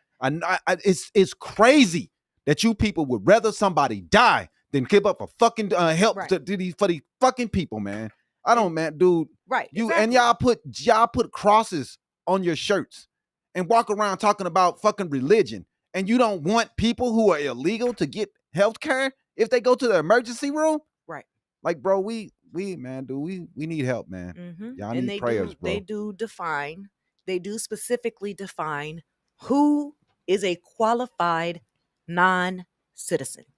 All right, but don't go too deep in this. Let's go. It's your people basically who got your green cards, like we were saying earlier, your asylum seekers and parolees. So people who are getting out of jail, who have been out of jail for more than a year, they can also get access to Medicaid. Right. And victims of sex trafficking, things like that, and your domestic violence victims. So healthcare should be a right. I don't give a fuck should. if you're illegal here, if you're just visiting here. It doesn't matter. We still should take care of a person if he is sick. Goodness. You're right. But let's go ahead and move on into the hot mess real fast. Oh, go ahead and run go to design. Oh. There you go. Down. Right there you go. Get ready for the week's Hollywood Hot Mess with Aisha Rowan. Sponsored by no one, but if you would like to sponsor us, please email us at info@habarientertainment.com and we will get a package tailored directly for you. But this week's hot mess was a Beyonce related heist. Oh. Some suitcases were stolen with some unreleased music. In Atlanta, Georgia this week, police are investigating the theft of 2 suitcases from a vehicle earlier this month, which reportedly contain unreleased music from Beyonce and some confidential performance materials. The suitcases were taken while a member of her team was visiting the city. I'm not really sure how anyone had access to this staff member's vehicle, but they did, and they were able to take that. So whoever this person is, that you might as well just go ahead and turn yourself in and give the music and the performance materials back. Just go ahead and give it back. I mean, there was no real reason for you to take that information. What you gonna do with it anyway? Exactly. If you release the music, you get caught. You know what I mean? They automatically know you the thief. So Right. what you gonna do with it? You can't sneak around with it. So you might as well just give it back, man. But we'll see what happens, man. But bad move, man. It really was a bad move. You stole this music. Hopefully you just kicked it out, because if you didn't throw the music is going to be a dead giveaway for you to being the person that robbed this. So Exactly. hopefully you kick that shit away. You done. You're done. They're coming to get your ass. Exactly. And also this week, Shannon Sharp reached a settlement, which is confidential. They're not releasing the amount of the settlement. However, Jane Doe did file a lawsuit for $50 million, but we're not exactly sure at this time, because the records are sealed and they're confidential, as to exactly how much Shannon Sharp paid Jane Doe for this amount. Mind you, Jane Doe, we all know, is the young lady that he had been dating for the past few years. And now that they're no longer dating, she felt this, I'm not sure why she felt this way, but she felt the need to bring a lawsuit and request $50 million and claim rape and all that other stuff, sexual assault. So yeah, I mean, hopefully we'll be able to see what the exact amount is in the future, if they unseal the records, or if either party decides to come out and say what the actual amount was. Oh man, let's look at some of this garbage these people are saying. No, we don't want illegals to have health insurance that we pay for. I'm going to get cancer and demand that Mexico pay for it. Dog, if you're in Mexico and you have a medical emergency, I'm sure they're going to fucking help you. You're going to get a bill, I would guess. It'd be cheaper than America, but you're going to get help. That should be the way it is. It doesn't matter about you piece of shit people who don't want anyone to get care in this country. It's the reason why we don't have universal care. Every top-notch Western country has health care for all. In America, because of hate and racism, we can't figure it out. It's pretty fucking pathetic and disgusting. And for all of you people to be on here supporting and happy that people don't get care, and you hope that people don't get any care because they came here illegal, it's really, really fucked up, man. You're a piece of shit person. Right. And I'm going to disagree with Mr. Long Dior. Christians do not help out no matter who it is and where they're at in the world. They do not. How many Christians we got in this comment section talking about we don't want these people to get to fucking health care. But on church on every Wednesday, Thursday, and Sunday. Fuck out of here. When you go to somebody's country and you're visiting and you happen to fall and bust your fucking neck, you're not going to want help. You're going to be like, well, I'm American. They going to send your ass back to America just because you're visiting. Like, dude, it's silly shit y'all on, man. It doesn't matter if you're fucking illegal or illegal. If you're in this country and you get hurt, you're going to get care, period. I don't care if y'all don't like it. I pay over $20,000 in Fuck y'all taxes a talking year. about, I'm glad man. I'm helping the ones that need it and the sick. Y'all, we need more people like that don't mind having their taxes help others. And it's disgusting, man. It's disgusting people. I don't give a fuck if they're illegal or not. People come here in this country, they work, they do all type stuff to come here and make a difference in America. I have to agree. Most Christians are lost, especially the ones that's in this comment section, because it's ridiculous. So let's go into this next segment, man. We got files, farms, and federal funds. So we got to go into the clips and just talk about some of the videos I've seen this week. Some of the things that was on my mind, and I wanted to make sure you guys got to look at it if you can't. Some of it I know you probably did, but we're just going to want to talk about it and laugh about it and give our perspective. So today's episode is a roller coaster through detention centers, disappearing vegetables, and deranged ego lifts. Let's kick things off with the wildest thing we've seen all week. Alligator Alcatraz, man. This ridiculous place. No, it's not a Nicolas Cage sequel. It's the name being thrown around for immigration detention facilities under the Trump administration. Let's go ahead and show that video, man. And Trump is deporting black immigrants. We're going to talk about that in a second. Which one it says? The Maxwell Frost. There we go. What we saw in there is very simple. We saw humans being held in cages. Florida lawmakers visited the migrant detention center in Florida, which your administration has dubbed Alligator Alcatraz. Congresswoman Debbie Wasserman Schultz said that the conditions there are inhumane, more than 30 people stuffed into a jail cell. She said they get their drinking water and they brush their teeth from the same place where they go to the bathroom. Madam Secretary, what do you say to these lawmakers who argue this is not humane treatment of individuals, of humans? Well, our detention centers at the federal level are held to a higher standard than most local or state centers and even federal prisons. The standards are extremely high. Now, this is a state-run facility at Alligator Alcatraz, but they have a stuffed into a jail a cell? contrast. Well, I've been there and I've seen these rooms that they are in. I wouldn't call them jail cells. I would call them a facility where they are held and that are secure facilities, but are held to the highest levels of what the federal government requires for detention facilities. Democrats have called them cages, though. They say I wish they would have said that back during the Biden administration and back when Democrats were in the White House and they were piling people on top of each other on cement floors. And really didn't have 2 feet to move. They never did that, and that's why this politics has to end. They kill me, man. Every time they get into a situation, it's all about whataboutism. Well, what about Obama? He had cages. Yeah, man. I remember they reported on those. I don't remember them being used to the extent that Trump and his administration are using them. A lot of people were mad about those things that Obama was putting those people, but supposedly they were more humane than the situation where they're going now, where people are drinking water from where they're pissing right now in Alligator Alcatraz. Right. And if Obama had did any of these things, do you think the Republicans would have let him off the hook? We all know he wouldn't have. Exactly. And, we seeing these people just throwing immigrants out the country, man. This week, they threw 5 black immigrants from Jamaica, Cuba, and other to Africa, specifically Eswatini. This is disgustingly obvious racism, man, towards black immigrants.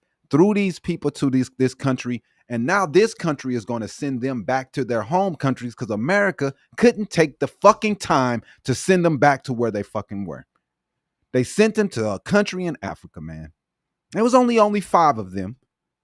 But the fact that this country has to figure out how to get these people back to their home country, and America wouldn't do it. It's disgusting. And people voted for this racist shit. You're going to throw the people just because they skin black and throw them to fucking Africa. Mm-hmm. And then they couldn't figure out how to get them back to their home country. But Eswatini, for some reason, Eswatini, they can do it, though. Right. They black.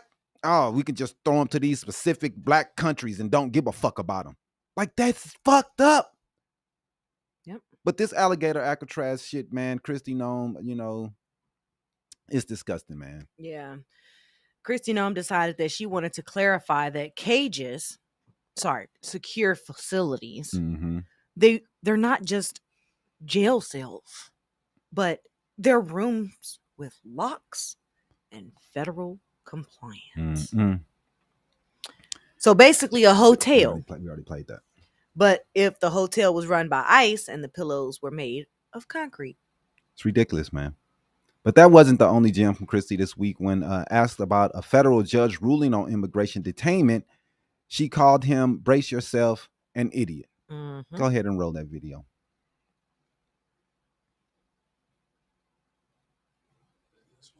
I don't know. I know you put idiot on it. My audience is predominantly Latino, so they kind of every day say they're fearful because a lot of people have been targeted based on their skin color, not necessarily. That's not true.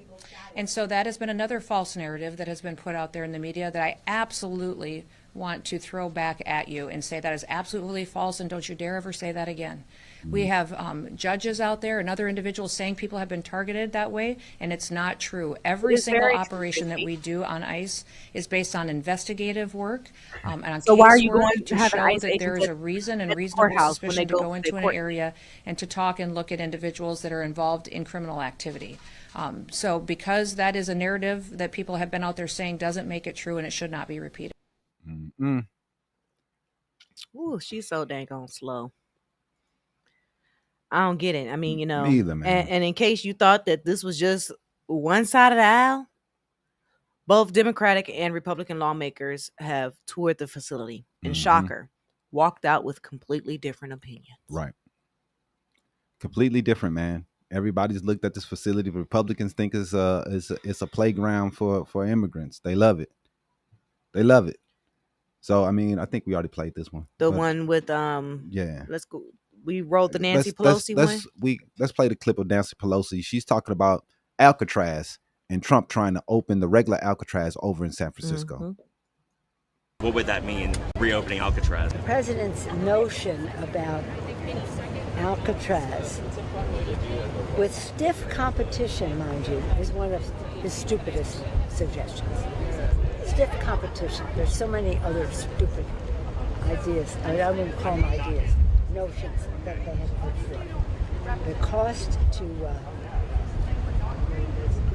shape it up and the cost to run it are just formidable. And it's really sad because they said we don't have enough money to feed our children or to give health care to people because we're too busy giving tax cuts to the rich. But we have money for really a ridiculous mission that is never going to happen.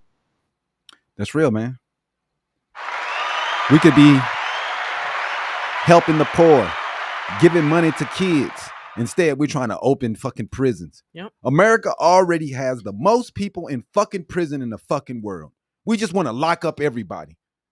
We're fucking, man, we have no sensitivity to what's going on in the fucking world of anybody else. We are a piece of shit bunch. Prison is not the answer for everything. You're right. We've been locking up people for 100 years. It has not helped shit. Oh, man. So moving from immigration insanity to international confusion, President Trump says the U.S. will now send weapons to Ukraine through NATO, which will pay for them. Because when you owe billions to NATO, what better time to add more to that tab? I don't know. Do we have this one? I don't know. Yeah, there we go. Run that. Trump announces made a deal today where we are going to be sending them weapons and they're going to be paying for them. The United States will not be having any payment made. We're not buying it, but we will manufacture it and they're going to be paying for it. Our last meeting of a month ago was very successful in that they agreed to 5%, which is more than $1 trillion a year, so they have a lot of money. And these are wealthy nations. They have a lot of money, and they want to do it. They feel very strongly about it, and we feel strongly about it, too.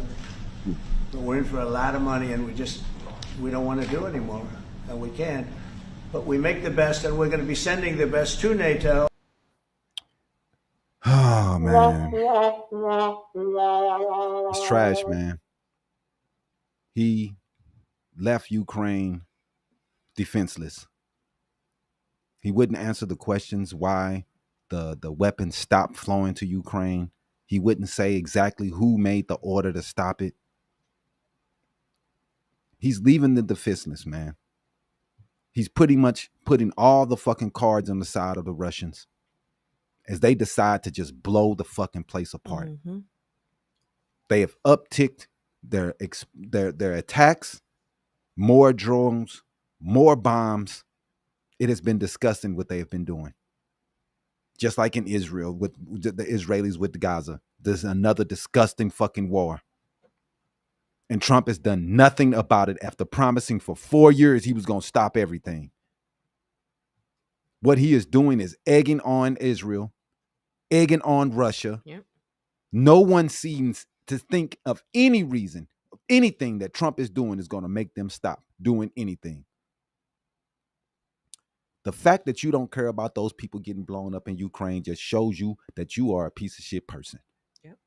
We're going to sit here and watch these people get attacked and blown up and do nothing about them and just say, fuck them. Like, dog, they're getting attacked. America is the place that's supposed to protect others. Like, dude, what is wrong with you people? Y'all call yourself Christians. I will never understand it. You don't care about anyone. Fuck the Ukrainians. Fuck the immigrants. They don't care about nobody. I thought World War II taught us that this way of thinking is disgusting, and the reason why so many Jews was murdered, because we had the attitude of fuck everybody. No, let's forget it. Fuck that. Fuck that. We don't care about them. We don't care about them. Like, dude, it's disgusting. Yeah, man. Yeah, Tony Johnson. We get it. You fuck them. You're a devil worshiping evil person. We get it. We understand. Hey, let's get into Trump, man. You know, he's been stealing CWC medals and crashing Chelsea's trophy lift like the world's worst Reading crasher, the world's worst leader, the world's worst dictator, just taking these people's shine. And let's go into the video of this idiot, dog. You could just play all three of them, I guess. Right there. Aquele momento em que é ouvir mais do que falar. Look at this dumbass.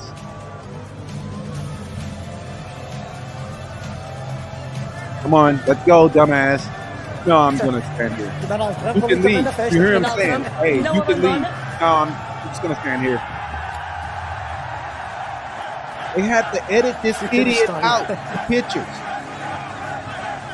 Look at the dude. Hey, can you get your ass out of here, please? If Biden would have did this, man, the right would have flipped their wigs. They would have flipped their wigs if they would have did this. This dude up there celebrating like it's America. This ain't America, bro. This is fucking UK. Get your ass out of here. Go ahead and play the next one of this dumbass stealing the trophy. Look at this dude. Pocketing shit. Eat. Just gonna stuff it in his pocket. How you stuffing shit in your pocket, man? How you gonna steal shit? Stole a medal, put the medal in his pocket. Like, man, this dude is a special. I just could not imagine Biden stealing this and the right not blowing that. Their heads would have popped off. And I mean, they would have lost it. And the news that came out this week, the other news that came out this week of Trump vein issues, swelling in his ankles, swelling in his hands. These are precursors to heart attacks. Yep. All that Mackie D's is catching and Coca-Cola's catching up with him. Sure is. Yeah, now his legs is getting a little big. He can't walk. He can't walk up the steps. He's falling. He got Whoppers and Big Macs in his ankles. Cankles. Got super cankles, bro. If this was Biden, they'll be losing their mind. You know, we suggest you put your legs up, Trump. Put your leg above your heart. Get some circulation. Get you some of them socks that they wear. Compression socks. Compression socks that the old people be wearing. And you need to lose some weight, dog. You need to stop eating so many Kentucky Fried Chickens. Stop eating them Big Macs. And Big Macs and McDonald's. You know, because your body is telling you you're about to have a heart attack. For real. Now, if this was Biden, they'll be losing it. That's all they'll be talking about. Right. All they be talking about. Yeah, he fell up the steps, dog. Do you really need to see the clip? Everybody's seen it 1,000,000 times. So next we're gonna talk about ICE raids, farming failures, and famous last words, man. Man, in other news, turns out ICE raids are not just targeting people. They're wrecking entire food supply chains. Mm-mm. One of our videos shows farmers watching crops rot in the field. Do we got it? Yeah. Let's play it. This is the consequences when we chose the wrong direction. Yeah. Honey? Oh my God. Yes. You voted against yourself. It is what it is. Make America great. Oh, no, yeah, low prices. Why don't you go ahead and get the MAGA folks out there to go ahead and harvest them crops for you? Man, I mean, this is horrible, man. Exactly, Jay. They playing the "I'm falling and I can't get up" card. He's 78 years old, and I'm sure he's not eating. He's still eating McDonald's every day. Still eating McDonald's. He's still chewing on Mackie D's. He having them delivered straight to the White House. Uh-huh. And the staff is putting them on plates. They unwrapping them and putting them on plates like they fixed it. Oh, man. What is John and Campo? He say no more slave wages. That's cool. Well, you're going to be paying $14 for a tomato. That's cool, bro. You willing to pay $15 for a pack of blueberries? Cool. Long as you're willing to pay for it. Blueberries is already $6, $7. I mean, dude, you know, hey, these slave wages, they want them to make more money. So, hey, they're going to make more money, but we're going to be paying more for fruit. You're not going to even be able to afford a banana. You know, this is the world that we want right now.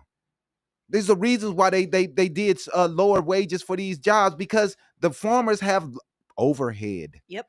Just like any other business. They are losing money. And if they pay them more, they're going to lose even more money. But hey, this is what you idiots want. Y'all want this? Y'all say this is the way? Cool. Long as y'all go do those jobs, though.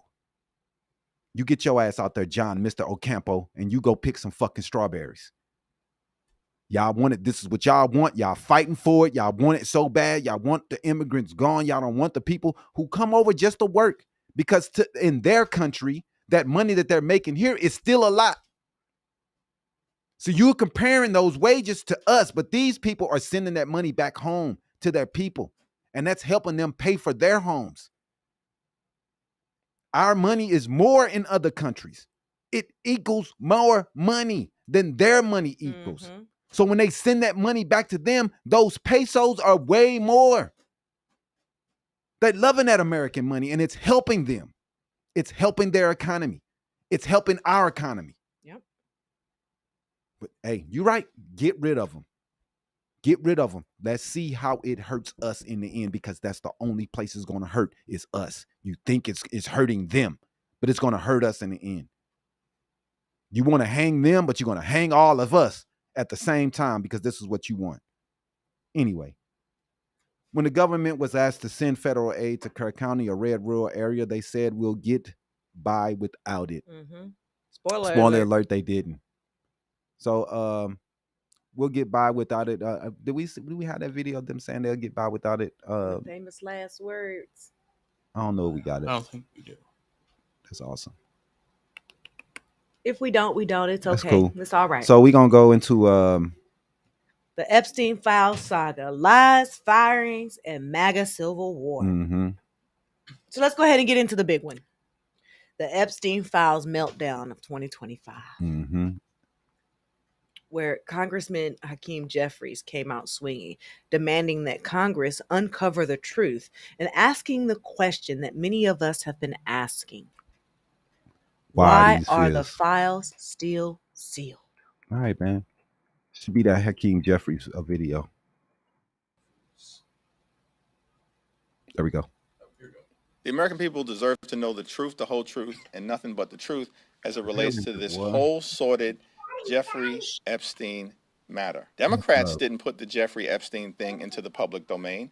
This was a conspiracy that Donald Trump, Pam Bondi, and these MAGA extremists have been fanning the flames of for the last several years. And now the chickens are coming home to roost. What are you hiding?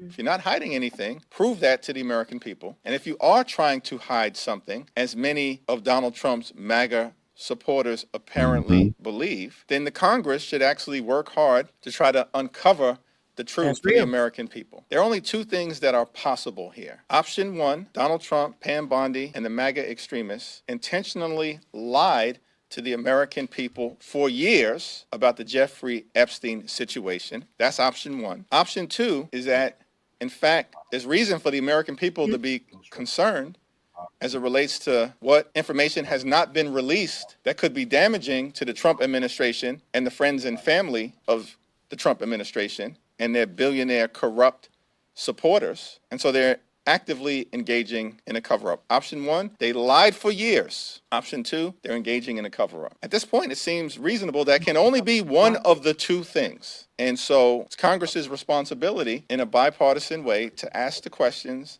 and try to get answers on behalf of the American people.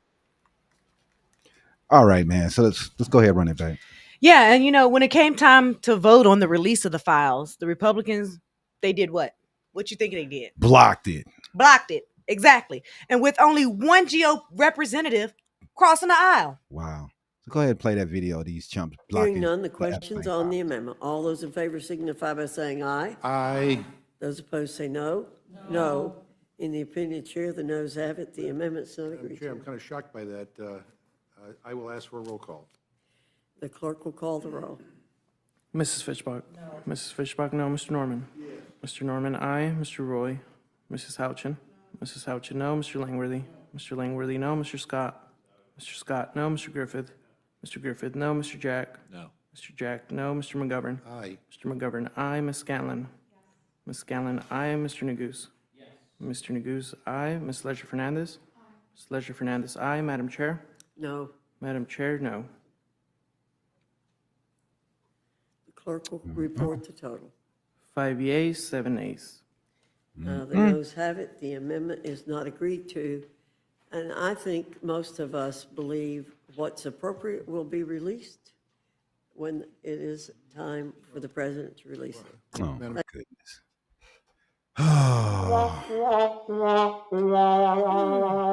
They want the king to release it when he wants to release it. They're going to keep blocking it. Mm-hmm. And all you MAGAs, y'all okay with this? You'd rather point fingers at Biden. Well, Biden, he could have. Well, look, they're blocking it right now, and you're not doing anything but pointing fingers back to the president who was in years ago. They're like, dude, y'all have to wake up, man. I don't get it. This dude is blocking it right now today, and you're doing nothing but pointing at the other side. You drank too much of the Kool-Aid, man. I mean, I just don't get you. I don't get it. So I think we got a clip of let's see, yeah, we got a clip of Trump blaming Obama and Comey. I guess that's why they fired his daughter. They blaming Comey and Obama. Go ahead, run the clip, man. Mr. President, I know you've urged people to move on, but I'm curious, why do you think your supporters in particular have been so interested in the Epstein story and so upset about how it's been handled? Why do you think that is? Why they would be so interested. He's dead for a long time. He was never a big factor in terms of life. I don't understand what the interest or what the fascination is. I really don't. And the credible information's been given. Don't forget, we went through years of the Mueller witch hunt and all of the different things, the Steele dossier, which was all fake. All that information was fake. But I don't understand why the Jeffrey Epstein case would be of interest to anybody. It's pretty boring stuff. It's sordid, but it's boring. And I don't understand why it keeps going. But credible information, let them give it. Anything that's credible, I would say, let them have it. Anything that doesn't implicate you can be released. But all the other shit, we're going to keep that under the wraps because we don't want anybody else to find out. Right. We don't want nobody else to know that I'm on here. Right. And so Trump is he's attacking his base, calling Epstein-focused Republicans stupid. He called y'all stupid and saying the files are boring. He doesn't care, man. Yep. So this is the type person that we're dealing with right now, man. Mm-hmm. And then let's not forget that Maureen Comey, the daughter of James Comey, was fired from the DOJ this week. And she was one of the last major prosecutors on the Epstein and the Sean Combs case. Seems kind of shady, the timing on that. I mean, it does, doesn't it? Very shady. It really does. So, I mean, we're going to keep an eye on all this stuff, man. We're going to keep talking about it. We're going to keep bringing it up because it's bullshit. We're going to keep talking about how Republicans are cheating state after state across the South. We're going to talk about it. We're going to keep talking about how Republican states are takers and blue states are givers, and they the ones that put the money to taxes. And the red does nothing but take. They're broke ass states, right, and they're looking for nothing but handouts, Trump as they always say saying anybody else. His base was uneducated. He definitely called them that. They don't care. They don't care what they call them. They're good with it. They're okay. So it's disgusting, man, what we're doing. I'm gonna get into sports real fast, and we're gonna talk about some things before we get out of here. We're all kind of over here, but run that.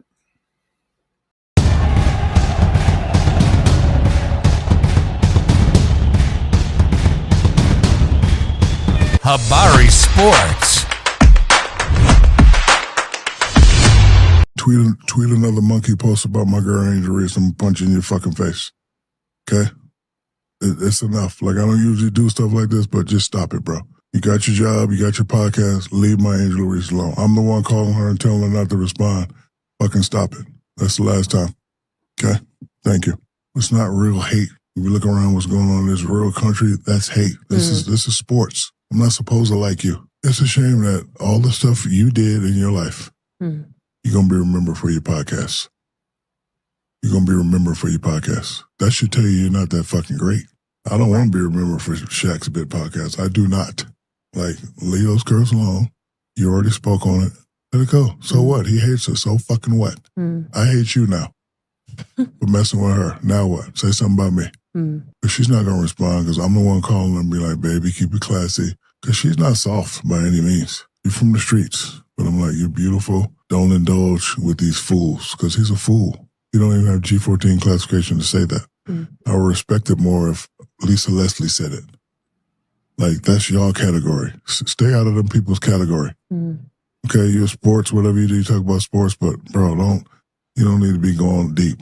Y'all can go deep. Y'all are females. Y'all understand what that's like. If he hates her, so what? Mind your business. Like, I don't mind you doing your job as anyone, but don't pick on that little girl. Because guess what? I'm her protector. Now pick on me. You pick on me, I'm going to punch you in your fucking face. Speaking of man, RG3, tweet another monkey post about my girl Angel Reese. I'm punching your fucking. There you go. There you go, Shaq. He said it. Mm-hmm. He meant it. Mm-hmm. And he said what the fuck he meant. Mm-hmm. Simple as that. Yeah, man. And just because we needed something to smile about, NBA legend Shaquille O'Neal made headlines again by refusing to walk back his latest take. He said what he said, right. and it's real. I don't know what's wrong with going on with RG3. I don't understand his view. I don't understand what he's coming from. Most people did not see that fucking picture until he put it up. Exactly. I shared it and I was like, man, what's going on with this brother, man? A lot of people like he's lost, and we just don't understand what's going on with this cat. And he has to do better, man. And he's so fucking caught up in if Angel Reese likes Clayton and Clark, like it's none of our fucking business if they like each other. They're competitors. To me, they're not supposed to like each other. They're supposed to go at each other. That's what we want to see. We want to see rivalries. We want to see Bird and Magic. Yeah, we want to see tough Bird and Magic hated each other guts into the end of their career. We want to see those things, man. I don't understand the hate, man, that we're getting, man. But today, we talked about a lot of different things, and the next thing I'm gonna talk about is the Suns, man, getting rid of Bradley Beal. Now, it's been a big deal for a lot of us to get rid of him, and I'm finally happy that it happened. But one of the big things that came up is that we were seeing him tweeting a peace sign to Phoenix. Mm-hmm. And Kevin Durant and other basketball players went under and they laughed and giggled and had a good time. I guess they're saying Phoenix was a horrible place for them. Now I understand that Bradley Beal had a run-in with a fan who said some things about getting him traded while his son was talking, and that was horrible. That's disrespectful. Definitely, and there's some bad fans. But why are you going to treat the whole city of Phoenix like trash because a couple bad fans? And also, don't you think you should have a little decorum? You came here and you laid a fucking egg on the highest paying team in the history of the NBA. You look like trash. Y'all didn't make the fucking playoffs, man. And you're going to put up a peace sign and say fuck Phoenix like you did something and we were terrible to you? And Kevin Durant, I saw him post, he hate his fans. He hate dude, you don't have to agree with the fans of the NBA. Some people are not going to be on your side. But to hate the people that get your checks paid, my brother, hey man, I love Kevin Durant's game. I love what he brings to the court. But bro, you're not a leader. Your teams aren't better when you come. And we'll see if you can get it done in Houston. But you've been to Brooklyn, Phoenix, All the places you've been to after being under the leadership of Curry, you've been not very great. OKC, you're a good player, but you guys couldn't win. Swept by Golden State, came back on you. You went over there and played with them. We got to do better, man. You can't talk trash about the people, the fans who love the game. Yeah, people can be passionate and they can be ignorant as fuck. And sometimes some people do deserve to be kicked out of the games. They deserve to be banned. I agree that some people are bad, but you can't just blame everyone when these are the people that are getting your checks paid, man. Mm-hmm. I mean, saying you hate your fans and the things that you're doing, dog, to me is wild, bro. I don't understand. We got to do something about this. I mean, peace out, Phoenix. After all the money you came here and you got a buyout that Phoenix still is going to be paying you. I think you should have a little respect. Me, myself. I don't understand what is going on. What is the problem?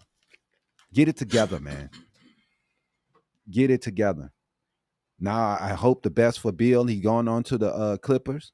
He's going to be the third, fourth option there. That didn't really work for him here.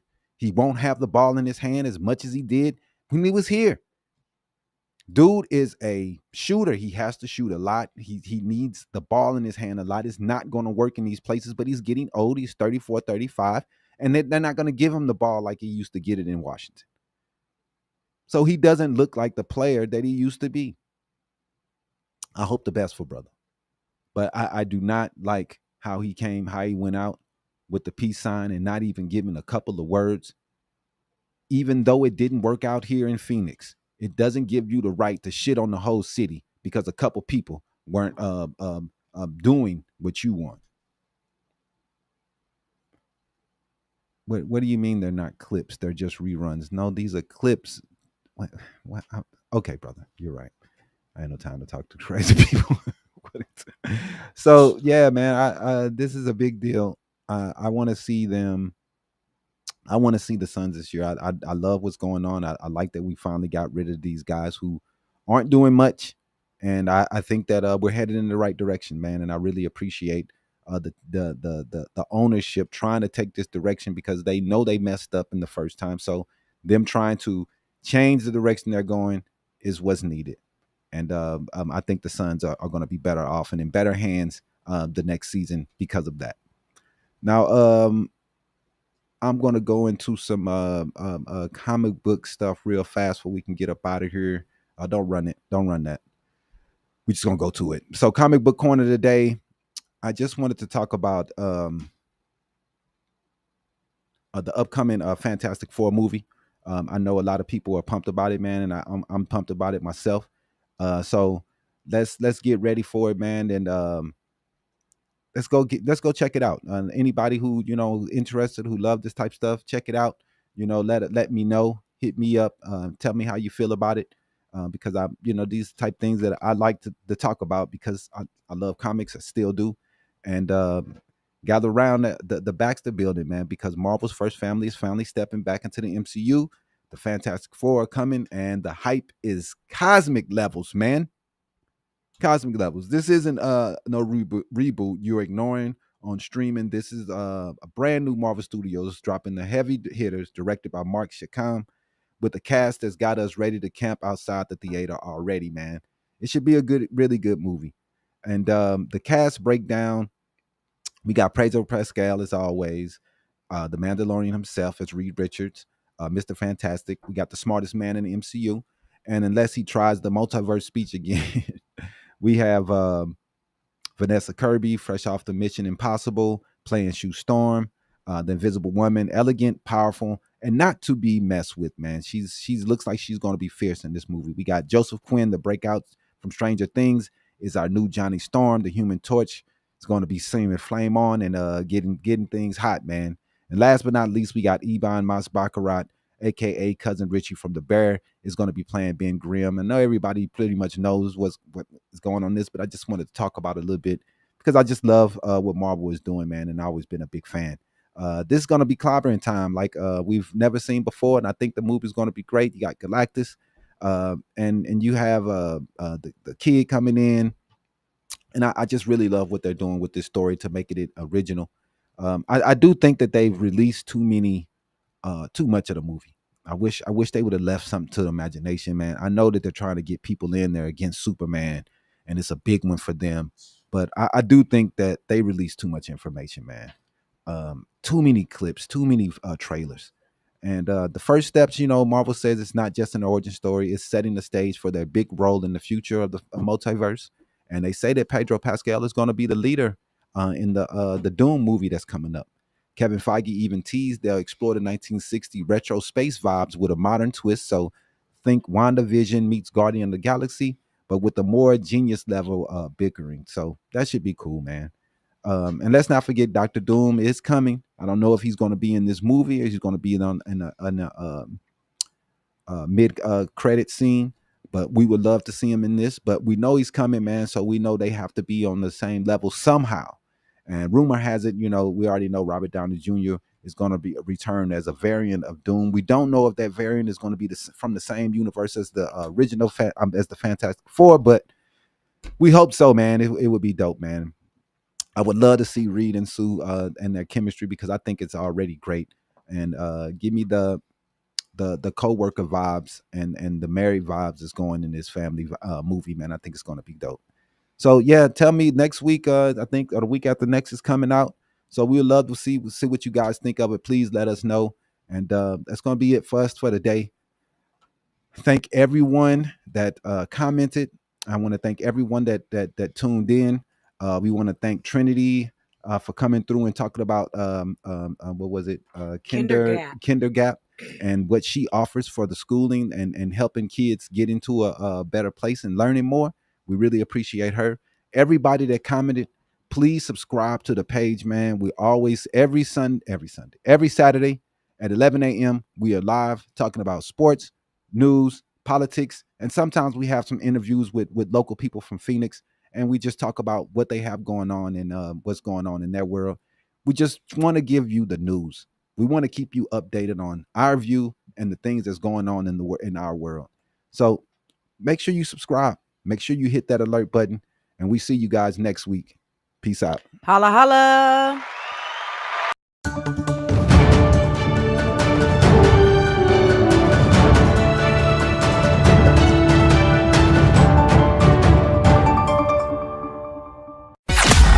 Thanks for watching another episode of Habari Live.